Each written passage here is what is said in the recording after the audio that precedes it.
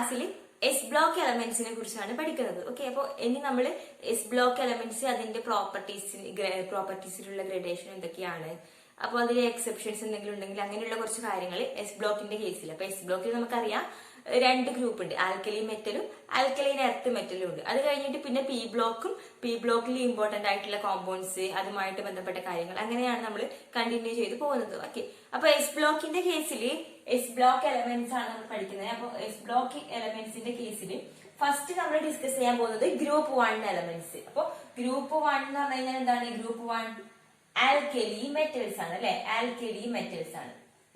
അപ്പൊ already alkali metals ഇപ്പൊ simple ആയിട്ടുള്ള കാര്യങ്ങളൊക്കെ നമുക്ക് അറിയാം. അതായത് ആൽക്കലി മെറ്റൽസ് എന്ന് പറയുമ്പോൾ എന്താണ്? Lithium, sodium, potassium, rubidium, caesium, francium. Okay, അതില് ഫ്രാൻഷ്യം എന്ന് പറയുന്നത് എന്താണ്? റേഡിയോ ആക്റ്റീവ് ആണ്. ഓക്കെ, ഫ്രാൻഷ്യം റേഡിയോ ആക്റ്റീവ് ആണ്. അപ്പൊ ഈ ഒരു group 1 lithium, sodium, potassium, rubidium, caesium, francium ആണ് നമ്മൾ എസ് ബ്ലോക്കിൽ പറയുന്നത് അല്ലെ മെയിൻ ആയിട്ട്. അപ്പോ അതിന്റെ കേസിൽ ഫ്രാൻഷ്യത്തിന്റെ കേസ് ഫ്രാൻഷ്യം ഒരു റേഡിയോ ആക്റ്റീവ് എലമെന്റ് ആണ്. ഓക്കെ, സോ ലിഥിയം മുതൽ നമ്മൾ നോക്കുന്ന സമയത്ത് ഇതിന്റെ പ്രോപ്പർട്ടീസ്, ഓരോ പ്രോപ്പർട്ടീസിലുള്ള ഡിഫറൻസ് അങ്ങനെയുള്ള കാര്യങ്ങളൊക്കെയാണ് നമ്മൾ പറയാൻ പോകുന്നത്. അപ്പൊ ഒന്നാമത്തെ കാര്യം എന്ന് പറഞ്ഞാൽ ഇതിന്റെ ഇലക്ട്രോണിക് കോൺഫിഗറേഷൻ എന്താണ്. അപ്പൊ ഇതൊക്കെയും ബേസിക് ആയിട്ടുള്ള കാര്യമാണ്. അപ്പൊ ഇതിങ്ങനെ എഴുതി പോകുകയുള്ളൂ കേട്ടോ. അപ്പൊ ഇലക്ട്രോണിക് കോൺഫിഗറേഷൻ വാലൻസ് ഷെല്ലിൽ എത്ര ഉണ്ടാവും? NS1. അതായത് വാലൻസ് ഷെല്ലിലുള്ള എസ് ഓർബിറ്റലിൽ 1 ഇലക്ട്രോൺസ് വരുന്നതിനെയാണ് നമ്മൾ എന്ത് ചെയ്യുന്നത്? ഗ്രൂപ്പ് 1 ഉൾപ്പെടുത്തിയിരിക്കുന്നത് അല്ലെ, നമുക്കറിയാം. അപ്പോ നമ്മൾ സാധാരണ ഇപ്പോൾ ലിഥിയത്തിന്റെ കേസ് പറയുകയാണെങ്കിൽ ലിഥിയം Li എന്താണ്? 3 ആണ്. അപ്പോ 1s1, 1s2, 2s1 ഇങ്ങനെയല്ലേ നമ്മൾ പറയാം. 1s2, 2s1 എന്നാ പറയാ ലിഥിയത്തിന്റെ കേസ്. അപ്പൊ വാലൻസ് ഷെല്ലിലെ എസ് ഓർബിറ്റലിലെ ഒരു ഇലക്ട്രോൺ വരുന്ന കേസ്. അപ്പൊ ഇലക്ട്രോണിക് കോൺഫിഗറേഷൻ ബാക്കിയുള്ള സോഡിയത്തിന്റെയും പൊട്ടാസ്യത്തിന്റെയും ഒക്കെ ആകുമ്പോൾ സോഡിയത്തിന്റെ ആകുമ്പോൾ 3s1 ആവും. ഓക്കെ, അപ്പൊ അതുപോലെയാണ് പോകുന്നത്. ഓക്കെ, അപ്പൊ വാലൻസ് ഷെല്ലിലുള്ള എസ് ഓർബിറ്റലില് ഒരു ഇലക്ട്രോൺ വരുന്ന ആ ഗ്രൂപ്പിനെയാണ് നമ്മൾ എന്ത് ചെയ്യുന്നത്? ആൽക്കലി മെറ്റൽസ് എന്ന് പറയുന്നത്. അപ്പൊ ഇതിന്റെ പേര് നമ്മൾ എന്തുകൊണ്ട് ആൽക്കലി മെറ്റൽസ് എന്ന് വിളിച്ചു എന്നുള്ളതാണ് സെക്കൻഡ് പോയിന്റ്. ഓക്കെ, അപ്പൊ ഇലക്ട്രോണിക് കോൺഫിഗറേഷൻ എന്താണെന്ന് മനസ്സിലാക്കി വെക്കുക. സെക്കൻഡ് പോയിന്റ്, ഇതിന്റെ നെയിം എന്തുകൊണ്ട് ആൽക്കലി മെറ്റൽസ് എന്ന് വന്നു എന്നുള്ളതാണ്. അപ്പൊ ആൽക്കലി എന്ന് പറഞ്ഞാൽ നമുക്ക് അറിയാൻ അല്ലെ. അപ്പോ ഇതിന്റെ കേസിൽ ആൽക്കലി മെറ്റൽസ് എന്ന് പറയാൻ കാരണം ഈ എസ് ബ്ലോക്ക് ഗ്രൂപ്പ് 1 എലമെന്റ്സ് അതിന്റെ ഓക്സൈഡ്സും അതുപോലെ ഹൈഡ്രോക്സൈഡ്സും എന്താണ്? സ്ട്രോങ് ബേസസ് ആണ്. ഓക്സൈഡ്സും ഹൈഡ്രോക്സൈഡ്സും സ്ട്രോങ് ബേസസ് ആണ്. ഓക്കെ, സോ ഈ കുഞ്ഞു കുഞ്ഞു പോയിന്റ്സ് നിങ്ങൾ അപ്പൊ തന്നെ നോട്ട് ചെയ്ത് വെക്കുക. ഇപ്പൊ ഓക്സൈഡ്സും ഹൈഡ്രോക്സൈഡ്സും, ഇപ്പൊ ലിഥിയത്തിന്റെ ഓക്സൈഡ് അല്ലെങ്കിൽ സോഡിയത്തിന്റെ ഓക്സൈഡ് എന്നൊക്കെ പറയുന്നത് സ്ട്രോങ് ബേസസ് ആണ്, അതായത് ആൽക്കലി ആണ്. ഓക്കെ, സ്ട്രോങ് ആൽക്കലി ആണ്. അപ്പൊ സാധാരണ നമ്മൾ പറയാറില്ലേ, ഇപ്പം NaOH സ്ട്രോങ് ആൽക്കലി ആണ്, പൊട്ടാഷ്യം ഹൈഡ്രോക്സൈഡ് സ്ട്രോങ് ആൽക്കലി ആണ്. അപ്പൊ അതുകൊണ്ടാണ് ഈ ഗ്രൂപ്പിലുള്ള എലമെന്റ്സിനെ നമ്മൾ ആൽക്കലി മെറ്റൽസ് എന്ന് വിളിക്കുന്നത്. ഓക്കെ, അപ്പൊ ആൽക്കലി മെറ്റൽസ് എന്ന് വിളിക്കാൻ കാരണം എന്താണ്? ഇതിന്റെ ഓക്സൈഡ്സ് ഇതിന്റെ ഹൈഡ്രോക്സൈഡ്സ് ഒക്കെയും സ്ട്രോങ് ആൽക്കലീസ് ആണ്. ഓക്കെ, നെക്സ്റ്റ് നമുക്ക് പറയാനുള്ളത് ഇതിന്റെ ഡെൻസിറ്റി.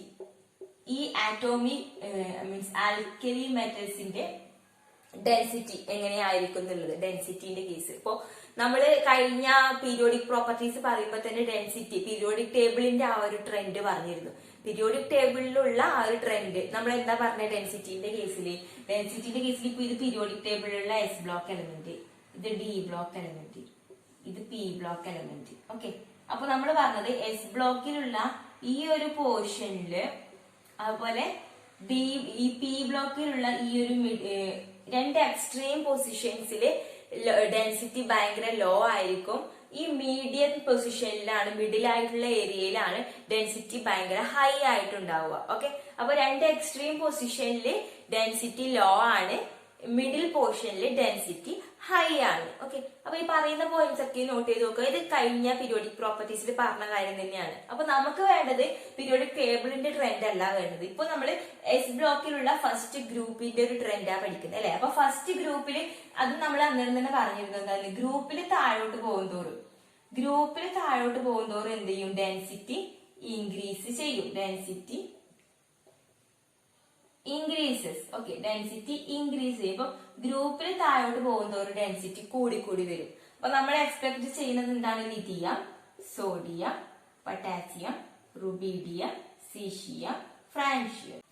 അപ്പൊ നമ്മൾ എങ്ങനെ എക്സ്പെക്ട് ചെയ്യുന്നത്? ഗ്രൂപ്പിൽ താഴോട്ട് പോകുന്നതോറും ഡെൻസിറ്റി കൂടും.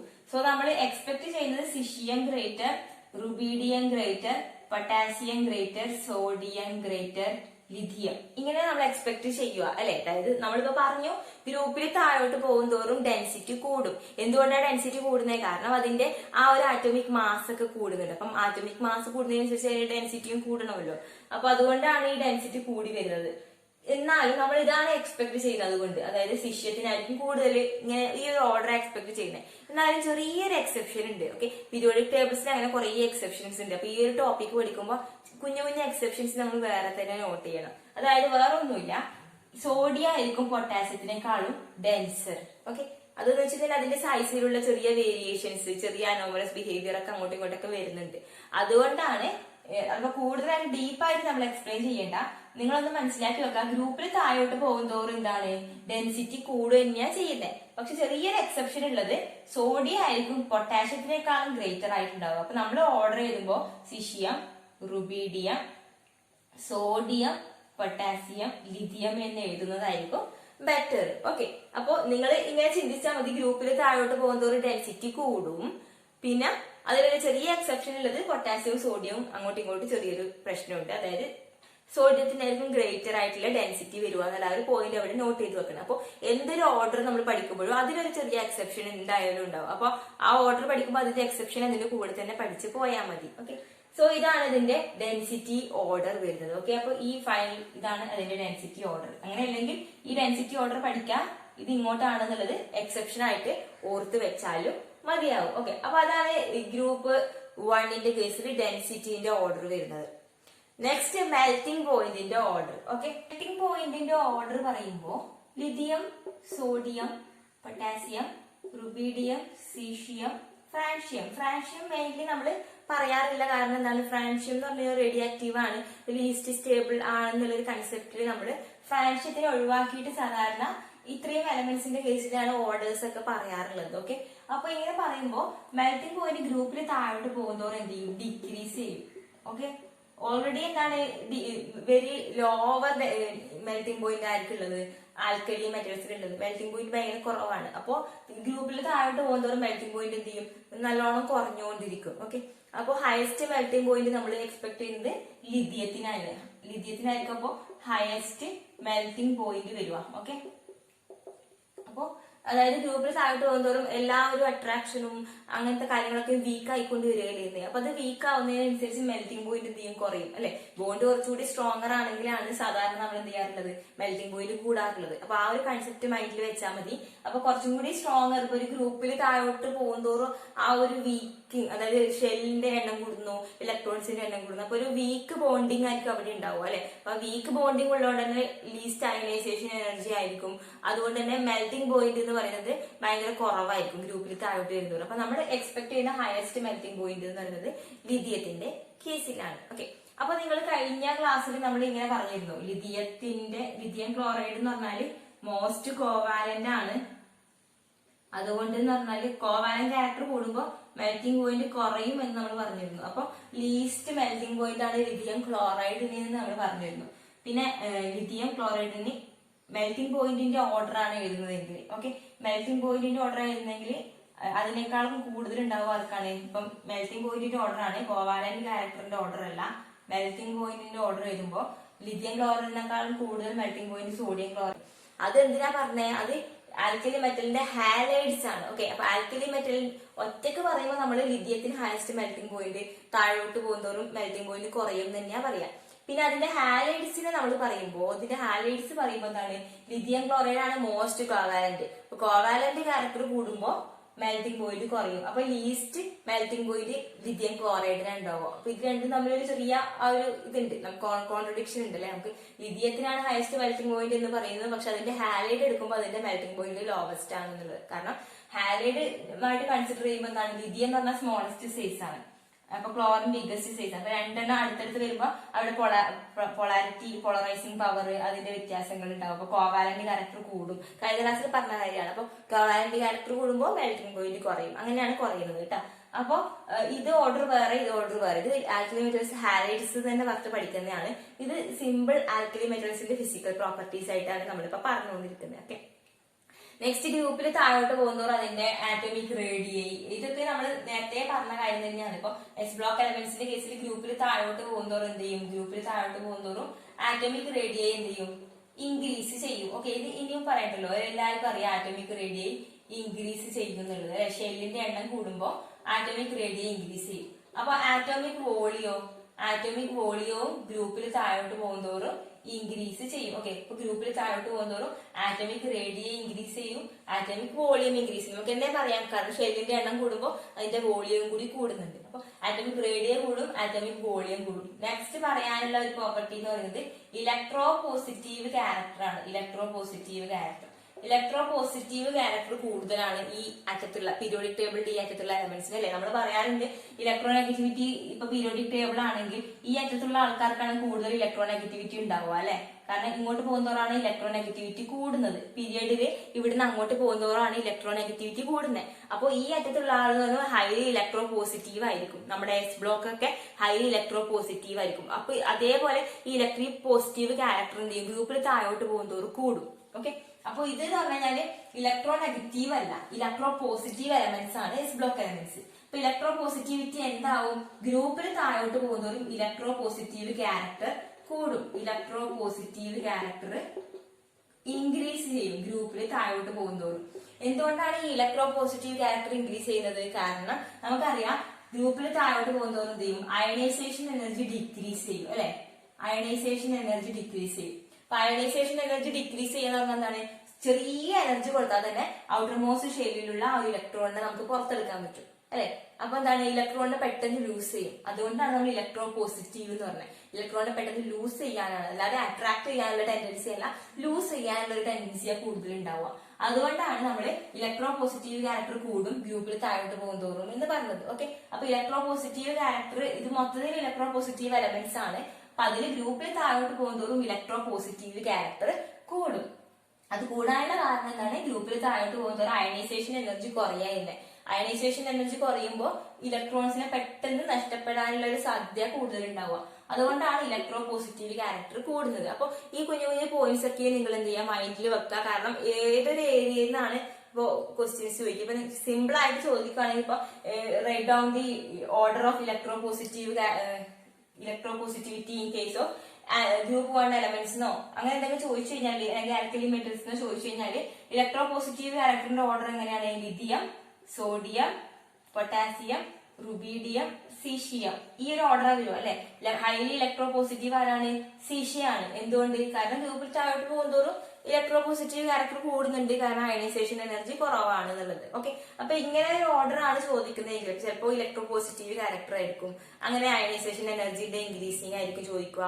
അപ്പൊ ഈ ഒരു ഓർഡർ ഒക്കെ ഇപ്പൊ ഇങ്ങനെ പഠിപ്പിച്ച് വരുന്ന ഓർഡർ ഒക്കെ നിങ്ങൾ എന്ത് ചെയ്യുക? നോട്ടായിട്ട് എഴുതി വെക്കുക. കാരണം ഈ ഒരു ടോപ്പിക്കിന്റെ കേസിൽ നമുക്കിത് ഇങ്ങനെ പഠിപ്പിക്കാൻ പറ്റുള്ളൂ. നമ്മൾ തെർമോഡൈനാമിക്സിൽ പ്രോബ്ലംസിന്റെ ഇക്വേഷൻസ് ഒന്നും പ്രോബ്ലംസ് ചെയ്തു അതുപോലെ പഠിപ്പിക്കാൻ പറ്റില്ല. കാരണം ഒരുപാട് എക്സെപ്ഷൻസ് വരുന്നുണ്ട് ഇതിനകത്ത് തന്നെ അല്ലെ. നമ്മളൊരു ഓർഡർ പഠിക്കും, ചിലപ്പോൾ ആ ഓർഡറിനകത്ത് കുഞ്ഞു കുഞ്ഞു എക്സെപ്ഷൻസും വരും. അപ്പൊ എക്സെപ്ഷൻസ് വരുന്ന സ്ഥലത്ത് ഞാനത് പറഞ്ഞു തരാം. അപ്പൊ നിങ്ങൾ എന്ത് ചെയ്യുക? ഓരോന്ന് പോയിന്റ്സ് ആയി നോട്ട് ചെയ്തിട്ട് സെപ്പറേറ്റ് ആയിട്ട് തന്നെ പഠിക്കേണ്ടിയിരിക്കുന്നു. ഓക്കെ, സോ നെക്സ്റ്റ് ആൽക്കലി മെറ്റൽസിന്റെ കേസിൽ പറയാനുള്ളത് അതിന്റെ കുറച്ച് ഫിസിക്കൽ പ്രോപ്പർട്ടീസ് കൂടെ ബാക്കിയുണ്ട്. ഓക്കെ, ഇപ്പോൾ ഇനി പറയാനുള്ളത് നമുക്ക് ഫ്ലെയിം കളറേഷൻ ആണ്. Flame colouration. ഓക്കെ, അപ്പൊ ഫ്ലെയിമിന്റെ കളറ് നമുക്കറിയാം, ഓൾറെഡി നമ്മൾ പ്രാക്ടിക്കൽസ് ഒക്കെ ചെയ്യാറില്ലേ. അപ്പൊ ഫ്ലെയിം കളറേഷൻ കാണിക്കാറുണ്ടല്ലേ ആൽക്കലി മെറ്റൽസ്. അപ്പൊ നമ്മൾ നോക്കുന്ന സമയത്ത് ലിഥിയത്തിന്റെ കേസ് എന്ന് പറയുമ്പോൾ അതൊരു ക്രിംസൺ റെഡ് കളർ കാണിക്കാറുണ്ട്. ക്രിംസൺ റെഡ് ലിഥിയം നമ്മൾ ഫ്ലെയിമിൽ കാണിക്കുമ്പോ. അപ്പോ സോഡിയത്തിൻ്റെതാണെങ്കിൽ ഒരു ഗോൾഡൻ യെല്ലോ ആണ് കാണിക്കാറുള്ളത്. പിന്നെ പൊട്ടാസ്യത്തിന്റെ കേസ് ആകുമ്പോഴേക്കും ഒരു പെയിൽ വയലറ്റ്.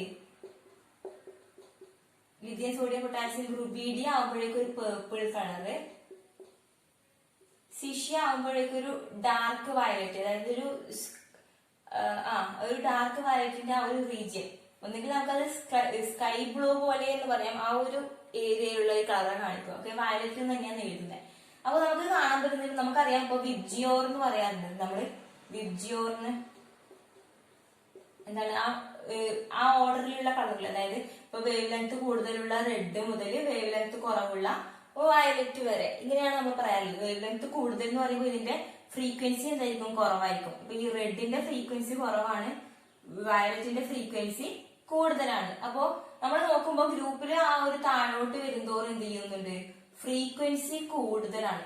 ആ ഒരു എമിറ്റ് ചെയ്യുന്ന ആ കളറിന്റെ ഫ്രീക്വൻസി നോക്കുമ്പോൾ നമ്മൾ ഈ ഒരു ഓർഡറിൽ പറയുമ്പോൾ വയലറ്റിനാണ് ഫ്രീക്വൻസി കൂടുതൽ അല്ലെ, എനർജി കൂടുതൽ, ഫ്രീക്വൻസി കൂടുതലൊക്കെ വയലറ്റിനാണ്. അപ്പൊ ഗ്രൂപ്പിൽ താഴോട്ട് പോകുന്നതോറും ആ ഫ്രീക്വൻസി എന്ത് ചെയ്യുന്നുണ്ട്, ഇൻക്രീസ് ചെയ്യുന്നുണ്ട്. ഓക്കെ, സോ ഫ്രീക്വൻസിയുടെ ആ ഒരു ഇൻക്രീസ് വരാനൊക്കെയുള്ള കാരണം ആൽക്കലി മെറ്റൽസിന്റെ കേസിൽ അതെന്താണ് ഇങ്ങനെ ഫ്ലെയിം കളറേഷൻ കാണിക്കുന്നതൊക്കെ നമുക്ക് ഓൾറെഡി അറിയാം. കാരണം എന്താ, ആൽക്കലി മെറ്റൽസിന്റെ അയണൈസേഷൻ എനർജി ഭയങ്കര കുറവാണ് അല്ലെ.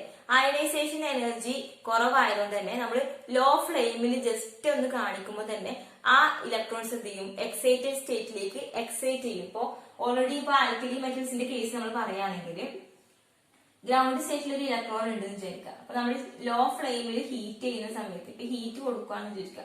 ലോ ഫ്ലെയിമിൽ ഹീറ്റ് ചെയ്യുമ്പോൾ അത് എക്സൈറ്റഡ് സ്റ്റേറ്റിലേക്ക് പോകും. എക്സൈറ്റഡ് സ്റ്റേറ്റിലെത്തി. അപ്പൊ എക്സൈറ്റഡ് സ്റ്റേറ്റിലേക്ക് പോകുമ്പോൾ എനർജി എന്ത് ചെയ്തിട്ടുണ്ടാവും, അബ്സോർബ് ചെയ്തിട്ടുണ്ടാവും അല്ലെ. പിന്നെ അത് എന്ത് ചെയ്യും, തിരിച്ചിട്ട് ഡീഎക്സൈറ്റ് ചെയ്ത് താഴേക്ക് തന്നെ വരും, ഗ്രൗണ്ട് സ്റ്റേറ്റിലേക്ക് തന്നെ വരും. അപ്പൊ എന്ത് ചെയ്യും, ഒരു എനർജി എന്ത് ചെയ്യും, എമിറ്റ് ചെയ്യും. ആ എനർജി എന്ന് പറയുന്നത് ഏത് റീജിയനിലായിരിക്കും, വിസിബിൾ റീജിയത്തിൽ അല്ലെങ്കിൽ ഇലക്ട്രോ മാഗ്നറ്റിക് റീജിയൻ, വിസിബിൾ റീജിയത്തിലായിരിക്കും അത് ഉണ്ടാവുക. അപ്പൊ അബ്സോർബ് ചെയ്യുന്ന എനർജി നമ്മൾ എന്ത് ചെയ്യുക, അബ്സോർബ് ചെയ്തിട്ട് തിരിച്ച് നമ്മൾ എന്ത് ചെയ്യുക, എമിറ്റ് ചെയ്യുമ്പോൾ ഒരു വിസിബിൾ റീജിയനിലാണ് നമ്മൾ എമിറ്റ് ചെയ്യുന്നത്. അപ്പൊ നമുക്ക് എന്ത് ചെയ്യും, അതിന്റെ കളർ കാണാൻ പറ്റും. അപ്പൊ കളർ കാണുമ്പോൾ നമുക്ക് പറയാനുള്ളത്, ഇപ്പൊ ലിഥിയം എന്ന് പറയുന്നത് എന്താണ്, സ്മോളസ്റ്റ് സൈസ് ആണ്. അതായത് കമ്പയർഡ് ടു സിഷ്യം ലിഥിയത്തിന്റെ അയണൈസേഷൻ എനർജി കൂടുതലാണ് അല്ലെ. അതായത് സിഷ്യത്തിനാണ് നല്ലോണം കുറവ്, സീഷ്യത്തിനെ അപേക്ഷിച്ച് നോക്കുമ്പോൾ ലിഥിയത്തിന്റെ അയണൈസേഷൻ എനർജി കൂടുതലാണ്. അപ്പോ ഇത് അബ്സോർബ് ചെയ്തിട്ട് എമിറ്റ് ചെയ്യുമ്പോൾ ഇത് ചെയ്യും, ലോവസ്റ്റ് എനർജി റീജിയനിലായിരിക്കും എമിറ്റ് ചെയ്യുക. അപ്പൊ ലോവസ്റ്റ് ഫ്രീക്വൻസി റീജിയനിലായിരിക്കും എമിറ്റ് ചെയ്യുക. അതുകൊണ്ടാണ് റെഡ് റീജിയനിൽ കാണാൻ പറ്റിയത്. പക്ഷെ സീഷ്യം അബ്സോർബ് ചെയ്ത് എമിറ്റ് ചെയ്യുമ്പോൾ ഹയസ്റ്റ് എനർജി റീജിയനിലായിരിക്കും, അതായത് ഹയസ്റ്റ് ഫ്രീക്വൻസി റീജിയനിലായിരിക്കും എമിറ്റ് ചെയ്യുക.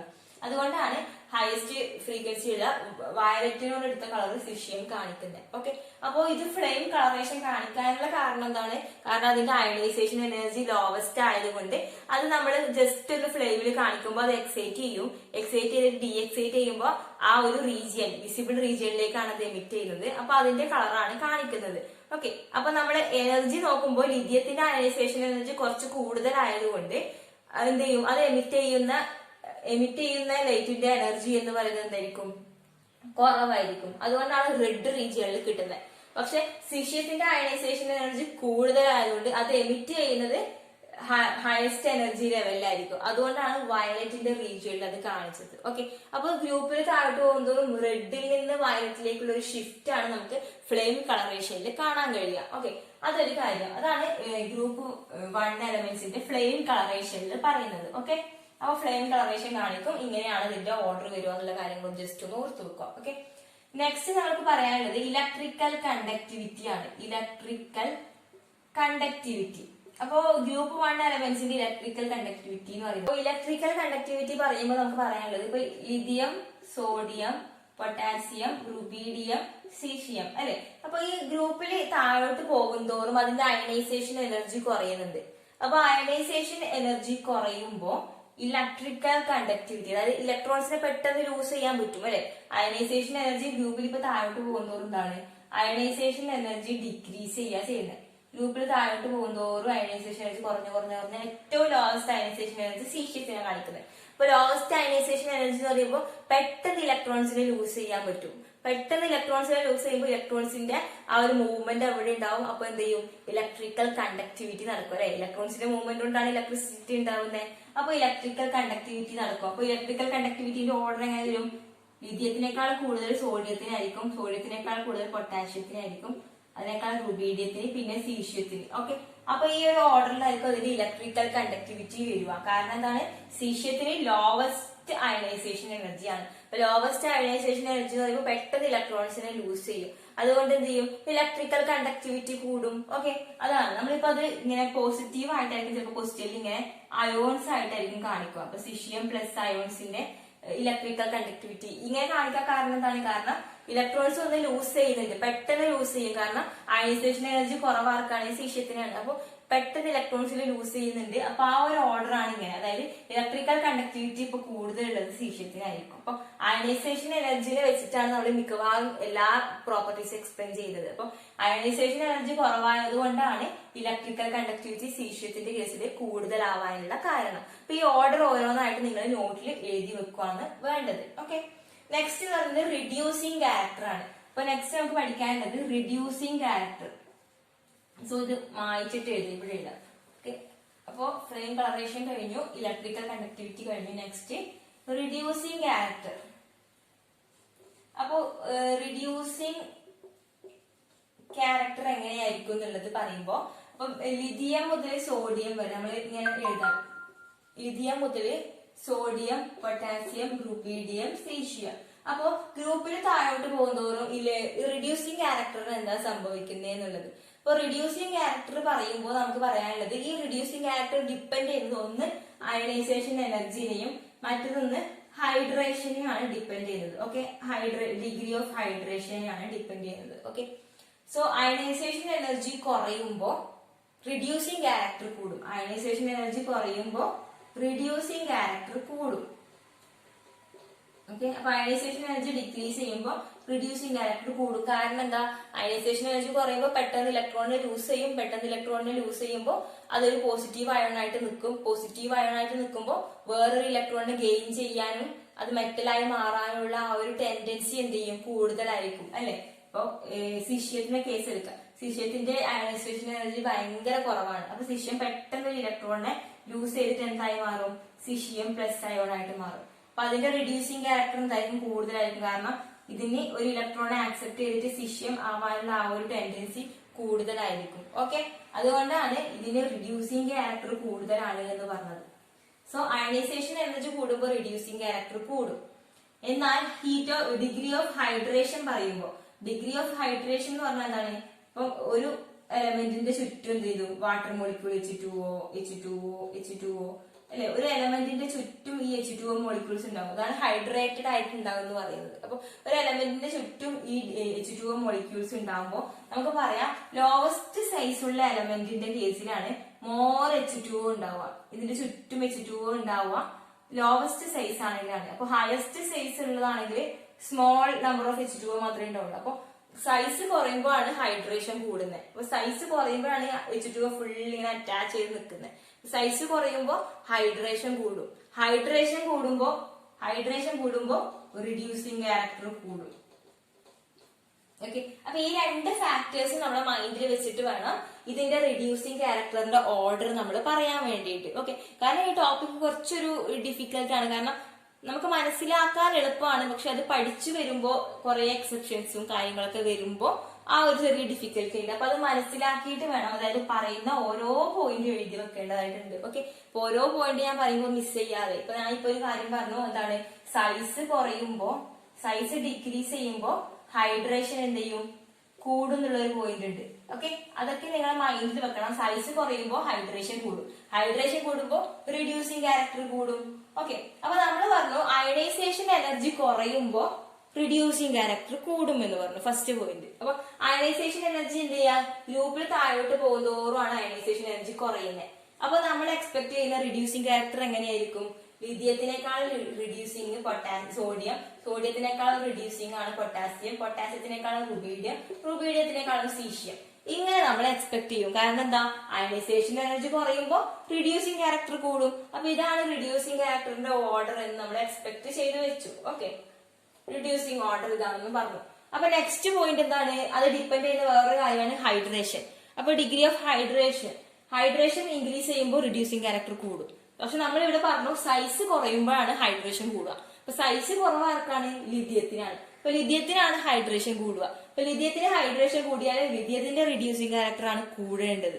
പക്ഷെ ഇവിടെ നമ്മൾ ലിഥിയത്തിന്റെ റിഡ്യൂസിങ് ക്യാരക്ടർ കുറവാണെന്നാണ് പറഞ്ഞിരിക്കുന്നത്. ഓക്കെ, സോ ഈ ഒരു കേസിൽ നിങ്ങൾ എന്ത് ചെയ്യണം, ഇത് എക്സ്പ്ലെയിൻ ചെയ്യുമ്പോൾ ഇത് രണ്ടും കൂടി കമ്പൈൻ ചെയ്ത്, ഈ രണ്ട് ഫാക്ടേഴ്സും കൂടി കമ്പൈൻ ചെയ്തിട്ട് ശരിക്കും ഇതിന്റെ റിഡ്യൂസിങ് ഓർഡർ എങ്ങനെയാ വരിക എന്ന് പറഞ്ഞാൽ, ലിഥിയത്തിന്റെ കേസ് മാത്രം ഒരു എക്സെപ്ഷൻ ഉണ്ട്.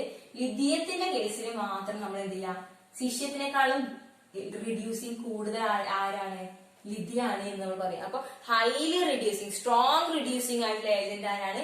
ലിഥിയാണ് ഈ ഗ്രൂപ്പിൽ. ഓക്കെ, ബാക്കി ഓർഡർ എന്താണ്? അതേപോലെ തന്നെ വരും. ഓക്കെ, അയണൈസേഷൻ എനർജിന്റെ ഓർഡർ തന്നെ വരും. പക്ഷെ ലിഥിയത്തിന്റെ കേസ് മാത്രം ലിഥിയം ഏറ്റവും ഗ്രേറ്റർ ആണ്. അതിന്റെ കാരണം എന്താണ്?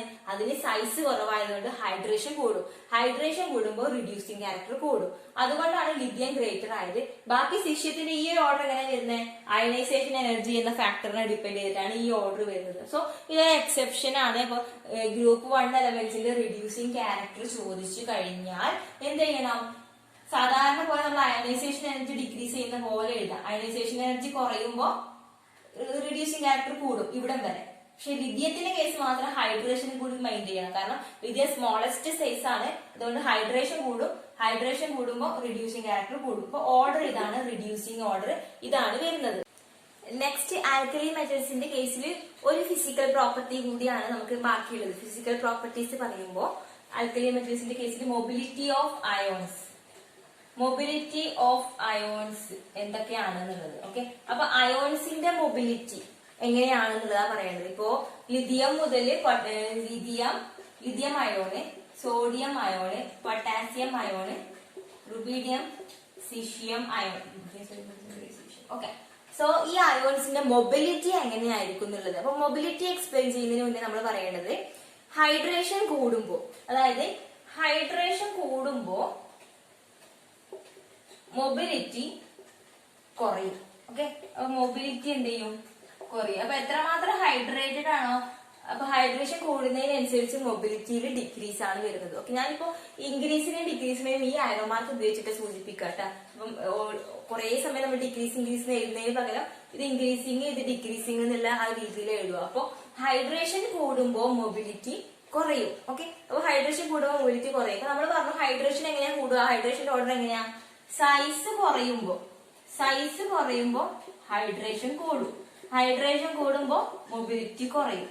സൈസ് കുറയുമ്പോ ഹൈഡ്രേഷൻ കൂടും. ഹൈഡ്രേഷൻ കൂടുമ്പോ മൊബിലിറ്റി കുറയും. ഓക്കെ, അപ്പൊ എന്താണ്? ഇപ്പൊ ലിഥിയത്തിന്റെ കേസ് നോക്കി. ലിഥിയത്തിന്റെ സൈസ് ആണ് ഈ കൂട്ടത്തിൽ ഏറ്റവും കുറവ്. ഇപ്പൊ ലിഥിയത്തിന്റെ സൈസ് കുറവാണ്.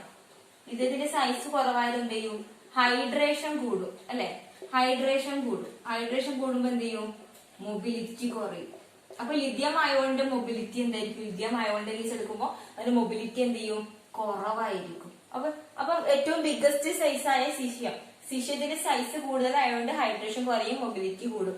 അപ്പൊ മൊബിലിറ്റിന്റെ ഓർഡർ എങ്ങനെ വരും? ലിഥിയം പ്ലസിനേക്കാളും ഗ്രേറ്റർ ആണ് സോഡിയം മൊബിലിറ്റി, പിന്നെ അതിനേക്കാളും ഗ്രേറ്റർ ആണ് പൊട്ടാഷ്യത്തിന്റെ മൊബിലിറ്റി, പിന്നെ റുബീഡിയം, പിന്നെ സിഷ്യം. ഇതാണ് order. Mobility of S block എലമെന്റ്സിന്റെ ഓർഡർ ഇങ്ങനെയാ വരുന്നത്. മൊബിലിറ്റി. അപ്പൊ എങ്ങനെയാ മൊബിലിറ്റി നമ്മൾ പറയാം?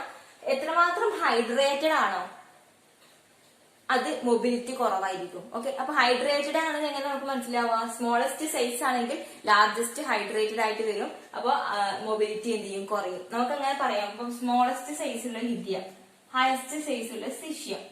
ഓക്കെ, അപ്പൊ ഇതിന്റെ ചുറ്റും പറഞ്ഞാൽ കുറെ H2O മോളിക്യൂൾസ് ഉണ്ട്. അതായത് ഒരുപാട് ഹൈഡ്രേറ്റഡ് ആയിട്ട് നിൽക്കും. ഇത് ഫുൾ H2O ചുറ്റുമുണ്ട്. അപ്പൊ ഇതിന്റെ മൊബിലിറ്റി നിങ്ങൾ ആലോചിച്ച് മൂവ് ചെയ്യുമ്പോൾ ഇതിന്റെ മൊബിലിറ്റി എന്ന് പറയുന്നത് കുറവായിരിക്കും അല്ലെ? കാരണം ചുറ്റും ആൾക്കാരുണ്ടാവും, മൂവ് ചെയ്യാൻ ഭയങ്കര ബുദ്ധിമുട്ടല്ലേ? പക്ഷെ ബിഗസ്റ്റ് സൈസ് ആകുമ്പോൾ ഒരു കുറച്ച് H2O മോളിക്യൂൾസേ ഉണ്ടാവുള്ളൂ. അതായത് ലീസ്റ്റ് ഹൈഡ്രേറ്റഡ് ആയിരിക്കും. അപ്പൊ ലീസ്റ്റ് ഹൈഡ്രേറ്റഡ് ആകുമ്പോൾ നന്നായിട്ട് മൂവ് ചെയ്യാൻ പറ്റും. അപ്പൊ മൊബിലിറ്റി എന്ത് ചെയ്യും? കൂടും. അപ്പൊ ആ ഒരു വിധത്തിൽ നിങ്ങൾ എന്ത് ചെയ്യുക? അത് ആലോചിച്ച് വെക്കുക. അപ്പൊ മൊബിലിറ്റിന്റെ ഓർഡർ ഇങ്ങനെയാണ് വരുന്നത്. അതായത് മൊബിലിറ്റി ഇൻക്രീസ് ചെയ്യുന്നത് ഈ ഒരു ഓർഡറിലാണ്. ഓക്കെ, അപ്പൊ സിഷ്യത്തിനായിരിക്കും ഹയസ്റ്റ് മൊബിലിറ്റി ഉണ്ടാവും. ഇതൊക്കെയും ആൽക്കലി മെറ്റൽസിന്റെ ഒരു ഫിസിക്കൽ പ്രോപ്പർട്ടീസ് ആണ്. അപ്പൊ ഈ പറഞ്ഞ ഫിസിക്കൽ പ്രോപ്പർട്ടീസിനൊക്കെ ഒന്ന് സമ്മറൈസ് ചെയ്തിട്ട് നിങ്ങൾ എന്ത് ചെയ്യണം? അത് എഴുതി വെക്കണം. ഓക്കെ, അപ്പൊ ആറ്റോമിക് റേഡിയസ് എങ്ങനെയാണ്, ionisation energy, metallic character, melting point, അങ്ങനെയുള്ള പോയിന്റ്സ് ഒക്കെയും എഴുതി വെക്കുക. എക്സെപ്ഷൻസ് ഉണ്ടാകുമ്പോൾ എക്സെപ്ഷൻസും എഴുതി വെക്കുക. അങ്ങനെയാണ് ചെയ്യേണ്ടത്. സോ നെക്സ്റ്റ്, ഇപ്പൊ പഠിച്ച ഫിസിക്കൽ പ്രോപ്പർട്ടീസ് ഒക്കെ ഞാൻ ഒന്ന് സമ്മറൈസ് ചെയ്തിട്ട് തന്നിട്ടുണ്ട്. കാരണം എന്ന് വെച്ച് കഴിഞ്ഞാൽ നിങ്ങൾ എങ്ങനെയാ പഠിക്കേണ്ടത് നിങ്ങൾക്ക് ഒരു ഐഡിയ കിട്ടാൻ വേണ്ടി ഒന്നുകൂടെ പറഞ്ഞതാണ്. ഓക്കെ, നിങ്ങൾ ഓൾറെഡി ഞാൻ ക്ലാസ് എടുക്കുന്ന സമയത്ത് എഴുതി വെച്ചിട്ടുണ്ടാവും. അപ്പൊ അതേപോലെ നിങ്ങൾ എന്ത് ചെയ്യാം? ജസ്റ്റ് ഇപ്പൊ ഫിസിക്കൽ പ്രോപ്പർട്ടീസ് ഒക്കെ ഗ്രൂപ്പ് 1 എലമെന്റ്സിന്റെ സമ്മറൈസ് ചെയ്തിട്ടുണ്ട്. അപ്പൊ ഇങ്ങനെയാണ് നിങ്ങൾ പഠിക്കേണ്ടത്. ഇലക്ട്രോണിക് കോൺഫിഗറേഷൻ എന്താണ്? NS1 വാലൻസ് ഷെല്ലില് S സബ് ഷെല്ലിൽ ഒരു ഇലക്ട്രോൺ ഉണ്ടാവും. ഡെൻസിറ്റി എങ്ങനെയാ വരിക? ഇൻക്രീസിംഗ് ആയിരിക്കും അല്ലെ? ഡെൻസിറ്റി എന്ന് പറയുന്നത് ലിഥിയം ടു സിഷ്യം ഇൻക്രീസിംഗ് ആയിരിക്കും. നമ്മൾ ഒരു എക്സെപ്ഷൻ പറഞ്ഞു, ലിഥിയം കഴിഞ്ഞിട്ട് സോഡിയം അല്ല പൊട്ടാസ്യം ആണ് വരിക. കാരണം സോഡിയത്തിന് പൊട്ടാസ്യത്തിനേക്കാളും ഡെൻസിറ്റി കൂടും. അപ്പൊ ഈ ഡെൻസിറ്റിന്റെ കേസ് എന്ന് പറഞ്ഞാൽ ഇവിടെയാണ് എക്സെപ്ഷൻ വരുന്നത്. അതായത് ലിഥിയം ടു സിഷിയം, അതായത് ഗ്രൂപ്പിൽ താഴോട്ട് പോകുന്ന ഒരു ഡെൻസിറ്റി കൂടുകയാണ് ചെയ്യുക അല്ലെ. ഗ്രൂപ്പിൽ താഴോട്ട് പോകുന്ന ഒരു ഡെൻസിറ്റി കൂടുകയാണ് ചെയ്യുക. പക്ഷെ ഈ ഒരു കേസിൽ എന്ന് പറഞ്ഞാൽ പൊട്ടാസ്യത്തിനേക്കാളും ഡെൻസിറ്റി സോഡിയത്തിൽ ഉണ്ടാവും. ഇവിടെ മാത്രമേ ഒരു എക്സെപ്ഷൻ ഉള്ളൂ. അപ്പൊ ഈ ഓർഡർ ഇങ്ങനെ പഠിക്കാം. മെൽറ്റിംഗ് പോയിന്റിന്റെ ഓർഡർ എന്താണ്? Melting point highest melting point ലിഥിയത്തിനാണ് ഉണ്ടാവുക. പിന്നെ ഇങ്ങോട്ട് പോകുന്നതോറും മെൽറ്റിംഗ് പോയിന്റ് കുറയും. ഓക്കെ, ഗ്രൂപ്പിൽ താഴോട്ട് പോകുന്നതോറും മെൽറ്റിംഗ് പോയിന്റ് കുറയും. Next electropositive character. അപ്പൊ ഇലക്ട്രോ പോസിറ്റീവ് ക്യാരക്ടർ എന്ന് പറയുമ്പോൾ അയണൈസേഷൻ എനർജി ഏറ്റവും കുറവ് ആർക്കാണോ അവർക്കാണ് ഇലക്ട്രോ പോസിറ്റീവ് ക്യാരക്ടർ കൂടുതൽ ഉണ്ടാവുക. അപ്പൊ സീഷ്യത്തിനാണ് ഇലക്ട്രോ പോസിറ്റീവ് ക്യാരക്ടർ കൂടുതൽ ഉണ്ടാവുക. ഇങ്ങനെ വെച്ച് കുഞ്ഞു നോട്ടാക്കി എഴുതി വെക്കണം. പിന്നെ ആറ്റോമിക് റേഡിയവും വോളിയവും നമുക്ക് ഓൾറെഡി അറിയാം അല്ലെ. എന്താണ് ആറ്റോമിക് റേഡിയോ ഗ്രൂപ്പിൽ താഴോട്ട് വരുന്നവർ കൂടും, വോളിയവും അതേപോലെ കൂടും. അയണൈസേഷൻ എനർജി ഗ്രൂപ്പിൽ താഴോട്ട് പോകുന്നവർ കുറയും. Next electrical conductivity. ഇലക്ട്രിക്കൽ കണ്ടക്ടിവിറ്റിന്റെ കേസ് നമ്മൾ എന്താ പറഞ്ഞത്? ഇലക്ട്രിക്കൽ കണ്ടക്ടിവിറ്റിന്റെ കേസിൽ ഗ്രൂപ്പിൽ താഴോട്ട് പോകുന്നതോറും ഇലക്ട്രിക്കൽ കണ്ടക്ടിവിറ്റി കൂടും അല്ലെ. കാരണം എന്താണ്? അയണൈസേഷൻ എനർജിനെ വെച്ചിട്ടാണ് നമ്മൾ എക്സ്പ്ലെയിൻ ചെയ്തത്. Next reducing character. റിഡ്യൂസിംഗ് ക്യാരക്ടറിന്റെ കേസിലാണ് നമ്മൾ എക്സെപ്ഷൻ പറഞ്ഞത്. അതായത് സോഡിയം മുതൽ സിഷിയം വരെ താഴോട്ട് പോകുന്നതോറും എന്ത് ചെയ്യും? കൂടും. പക്ഷെ ലിഥിയം മാത്രം ഏറ്റവും ഹയസ്റ്റ് റിഡ്യൂസിംഗ് ആയിരിക്കും. ഓക്കെ, ഇപ്പൊ സ്ട്രോങ്സ്റ്റ് റിഡ്യൂസിംഗ് ഏജന്റ് എന്ന് പറയുന്നത് ലിഥിയാണ്. ഇവിടുന്ന് ഇങ്ങോട്ട് എന്താണ്? ആ ഗ്രൂപ്പിൽ താഴോട്ട് വരുന്ന അതേ ഓർഡറിലാണ് ഇൻക്രീസിങ്. ഓക്കെ, അപ്പൊ ലിഥിയം കഴിഞ്ഞാൽ സിഷിയാണ് ഏറ്റവും ഗ്രേറ്റസ്റ്റ് ആയിട്ടുള്ള റിഡ്യൂസിംഗ് വരുന്നത്. Okay, next mobility of ions. അയോൺസിന്റെ മൊബിലിറ്റി പറയുന്നത് എന്താണ്? ഹൈഡ്രേഷൻ കുറയുമ്പോൾ മൊബിലിറ്റി കൂടും. അപ്പൊ സൈസ് ആർക്കാണ് കൂടുതൽ അവർക്ക് ഹൈഡ്രേഷൻ കുറവായിരിക്കും. അപ്പൊ മൊബിലിറ്റി എന്ത് ചെയ്യും? കൂടും. അപ്പൊ ഇതാണ് ഓർഡർ. അപ്പൊ ഈ ഓർഡറിൽ എന്ത് ചെയ്യണം? നിങ്ങൾക്ക് ഏകദേശം ഒരു ഐഡിയ ഉണ്ടായിരിക്കും എങ്ങനെയാണെന്നുള്ളത്. അപ്പൊ നിങ്ങൾ അതൊരു കണക്ട് ചെയ്തിട്ട് വേണം പഠിക്കാൻ വേണ്ടി ഈ ഓർഡേഴ്സ് ഒക്കെ. അപ്പൊ ഇതാണ് ആൽക്കലി മെറ്റൽസിന്റെ എന്താണ് ജസ്റ്റ് ഒരു ഫിസിക്കൽ പ്രോപ്പർട്ടീസ് എങ്ങനെയായിരിക്കും എന്നുള്ള അതിന്റെ ഒരു ഓർഡർ വന്നത്. Okay, so next chemical properties of group 1 elements. അപ്പൊ നമ്മൾ ഇതുവരെ ഫിസിക്കൽ പ്രോപ്പർട്ടീസ്, അതിന്റെ ഓർഡർ, അതിൽ വരുന്ന എക്സെപ്ഷൻസ്, ഓക്കെ, അതൊരു കുഞ്ഞു നോട്ടായിട്ട് പഠിക്കാണ് വേണ്ടത്. നെക്സ്റ്റ് എന്ന് പറയുന്നത് കെമിക്കൽ പ്രോപ്പർട്ടീസ് ആണ്. അപ്പൊ കെമിക്കൽ പ്രോപ്പർട്ടീസിൽ ഫസ്റ്റ് പറയാനുള്ളത് ഒന്ന് അയോണിക് കോമ്പൗണ്ട്സ് ആണ് എന്നുള്ളതാണ്. ഓക്കെ, അപ്പൊ പോയിന്റ്സ് ഞാൻ ഇങ്ങനെ എഴുതി വെക്കുകയാണ്. അതായിരിക്കും കുറച്ചുകൂടി ബെറ്റർ ആയിട്ടുണ്ടാവുക അല്ലെ, ഞാൻ എഴുതി മായ്ക്കുന്നതിനേക്കാളും. അപ്പൊ ഒന്നാമത് അയോണിക് കോമ്പൗണ്ട്സ് ആണ്. സോ നമുക്കറിയാം ഗ്രൂപ്പ് 1 എലമെന്റ്സ് എന്താണ്? അയോണിക് ആണ്. കാരണം എന്താണ്? അതിന്റെ വാലൻസ് എസ് ഇലക്ട്രോണിൽ എസ് ഷെല്ലിൽ ഒരു ഇലക്ട്രോൺ ആണ് ഉള്ളത് അല്ലെ. വാലൻസ് എസ് സബ് ഷെല്ലിൽ ഒരു ഇലക്ട്രോൺ ആണ് ഉള്ളത്. സോ ആ ഒരു ഇലക്ട്രോണിനെ പെട്ടെന്ന് ലൂസ് ചെയ്യാനുള്ള ഒരു ടെൻഡൻസിയാണ് ആർക്കുള്ളത്? ഈ ഗ്രൂപ്പ് 1 എലമെന്റ്സ്, അതായത് lithium, sodium, potassium, rubidium, caesium, okay, അതിനുള്ളത്. അതായത് ആ വാലൻസ് എസ് സബ് ഷെല്ലിലുള്ള ഒരു ഇലക്ട്രോണിനെ ലൂസ് ചെയ്തിട്ട് സ്റ്റേബിൾ ആവാന്നുള്ള ആ ഒരു രീതിയിലായിട്ടുണ്ടാവുക ഗ്രൂപ്പ് 1 എലമെന്റ്സ് ഉണ്ടാവുക. അപ്പൊ ആ ഇലക്ട്രോൺസിനെ ലൂസ് ചെയ്യാനുള്ള ടെൻഡൻസിയാണ് കൂടുതൽ ഉണ്ടാവുക. അപ്പൊ ഹൈലി ഇലക്ട്രോ പോസിറ്റീവ് ആണ്. സോ ഹൈലി അയോണിക് ആണ് എക്സെപ്റ്റ് ലിഥിയം. ഓക്കെ, ഇപ്പൊ ലിഥിയത്തിന്റെ കോമ്പൗണ്ട്സ് മിക്കവാറും എന്തായിരിക്കും? കോവാലന്റ് ആയിരിക്കും. നമ്മൾ പറഞ്ഞു എന്താണ്? ലിഥിയത്തിന്റെ സ്മോളസ്റ്റ് സൈസ് ആണ്, അതുപോലെ തന്നെ എന്താണ്? ഹയസ്റ്റ് അയണൈസേഷൻ എനർജി ആണ്. അതുകൊണ്ട് ലിഥിയം ഇപ്പൊ ഒരു കോമ്പൗണ്ട് ഫോം ചെയ്യുന്നുണ്ടെങ്കിൽ അത് മിക്കവാറും എന്താണ്? കോവാലന്റ് കോമ്പൗണ്ട് ആയിരിക്കും. ഓക്കെ, ഇപ്പൊ ലിഥിയം ക്ലോറൈഡോ ലിഥിയം അയഡൈഡോ ഒക്കെ ഹൈലി കോവാലന്റ് ആണ്. സോ ലിഥിയത്തിന്റെ കേസ് മാത്രം ഒരു എക്സെപ്ഷൻ. അപ്പൊ എന്ത് പറയുമ്പോൾ അതിനകത്തൊരു എക്സെപ്ഷൻ ഉണ്ടാവും. സോ ജനറൽ ആയിട്ട് ഒരു കാര്യം പറയും, അതിന്റെ എക്സെപ്ഷൻ വേറെ പറയും. ഓക്കെ, അപ്പൊ ജനറൽ ആയിട്ട് പറഞ്ഞു കഴിഞ്ഞാൽ ഗ്രൂപ്പ് 1 എലമെന്റ്സ് എന്താണ്?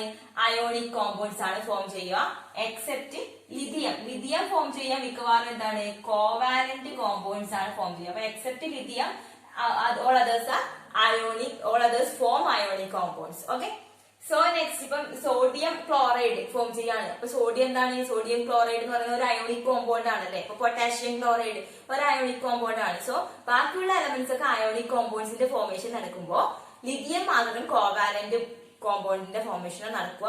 കാരണം അതിന്റെ ഏറ്റവും മുകളിലുള്ള ആളായതുകൊണ്ട്, ആ ഗ്രൂപ്പിൽ മുകളിലുള്ള ആളായതുകൊണ്ട് അതിന്റെ സൈസ് കുറവാണ്, അയണൈസേഷൻ എനർജി ബിഗർ ആണ്. അതൊക്കെ വെച്ച് നോക്കുമ്പോഴാണ് നമ്മൾ ലിഥിയത്തിനെ എക്സെപ്ഷൻ ആയിട്ട് പറയുന്നത്. Next chemical reactivity. അപ്പൊ കെമിക്കൽ റിയാക്ടിവിറ്റി നമുക്ക് ഓൾറെഡി പറയാൻ കഴിയുന്നതാണ്, ഹൈലി റിയാക്റ്റീവ് ആണ്. നമ്മൾ സാധാരണ ഇപ്പൊ സോഡിയം നമ്മൾ ലാബിൽ ചെയ്യുമ്പോൾ സോഡിയം നമ്മൾ മണ്ണെണ്ണക്കൊക്കെ സൂക്ഷിച്ചു വെക്കുക അല്ലെ. അത് എന്തുകൊണ്ടാണ്? വാട്ടറിൽ ഇട്ട് കഴിഞ്ഞാൽ എന്തായിരിക്കും അതിന്റെ അവസ്ഥ? എയറിൽ വെച്ച് കഴിഞ്ഞാൽ എന്താ അതിന്റെ അവസ്ഥ ഉണ്ടാവുക? കളറൊക്കെ മാറിയിട്ടുണ്ടാവും അല്ലെ. എയറിൽ വെക്കുമ്പോൾ അല്ലെ വാട്ടറിൽ വെച്ച് കഴിഞ്ഞാൽ എന്താണ്? അത് റിയാക്ട് ചെയ്ത് എക്സ്പ്ലോർ ചെയ്ത് പോകുന്നുണ്ട് അല്ലെ. സോ നമുക്ക് എന്താണ്? അതേപോലെയാണ് ഓരോ എലമെന്റും. അപ്പൊ ലിഥിയം, സോഡിയം, പൊട്ടാസ്യം ഒക്കെ എന്താണ്? ഹൈലി റിയാക്റ്റീവ് ആണ്. അപ്പൊ കെമിക്കലി ഭയങ്കര റിയാക്റ്റീവ് ആണ്. അപ്പൊ കെമിക്കൽ റിയാക്ടിവിറ്റി ഹയർ ആണ് എന്ത്? ഈ എസ് ബ്ലോക്ക് എലമെന്റിൽ ഗ്രൂപ്പ് 1 എലമെന്റ്സിന്റെ കേസ്. എന്തുകൊണ്ടാണ്? കാരണം അത് ഹൈലി ഇലക്ട്രോ പോസിറ്റീവ് ആണ്. ഓക്കെ, അതുകൊണ്ടാണ് ഹൈലി ഇലക്ട്രോ പോസിറ്റീവ് ക്യാരക്ടർ ആയതുകൊണ്ട് പെട്ടെന്ന് എന്ത് ചെയ്യും, റിയാക്ട് ചെയ്യും. ഹൈലി ഇലക്ട്രോ പോസിറ്റീവ്, അതായത് ഇലക്ട്രോണിനെ പെട്ടെന്ന് ഡൊണേറ്റ് ചെയ്യാം, ആ ഒരു ടെൻഡൻസിയാണ് ഉള്ളത്. അപ്പൊ ഹൈലി ഇലക്ട്രോ പോസിറ്റീവ് ആണ്. സോ കെമിക്കൽ റിയാക്ടിവിറ്റി എന്താണ്, ഹയർ ആണ്. ഓക്കെ, ഞാൻ ഈ ഒരു ആരോ മാർക്ക് കൊണ്ട് സൂചിപ്പിക്കുക ഹയർ ആണ് എന്നുള്ളൊരു അർത്ഥം മാത്രമേ സൂചിപ്പിക്കുള്ളൂ കേട്ടോ. Okay, next reaction with water.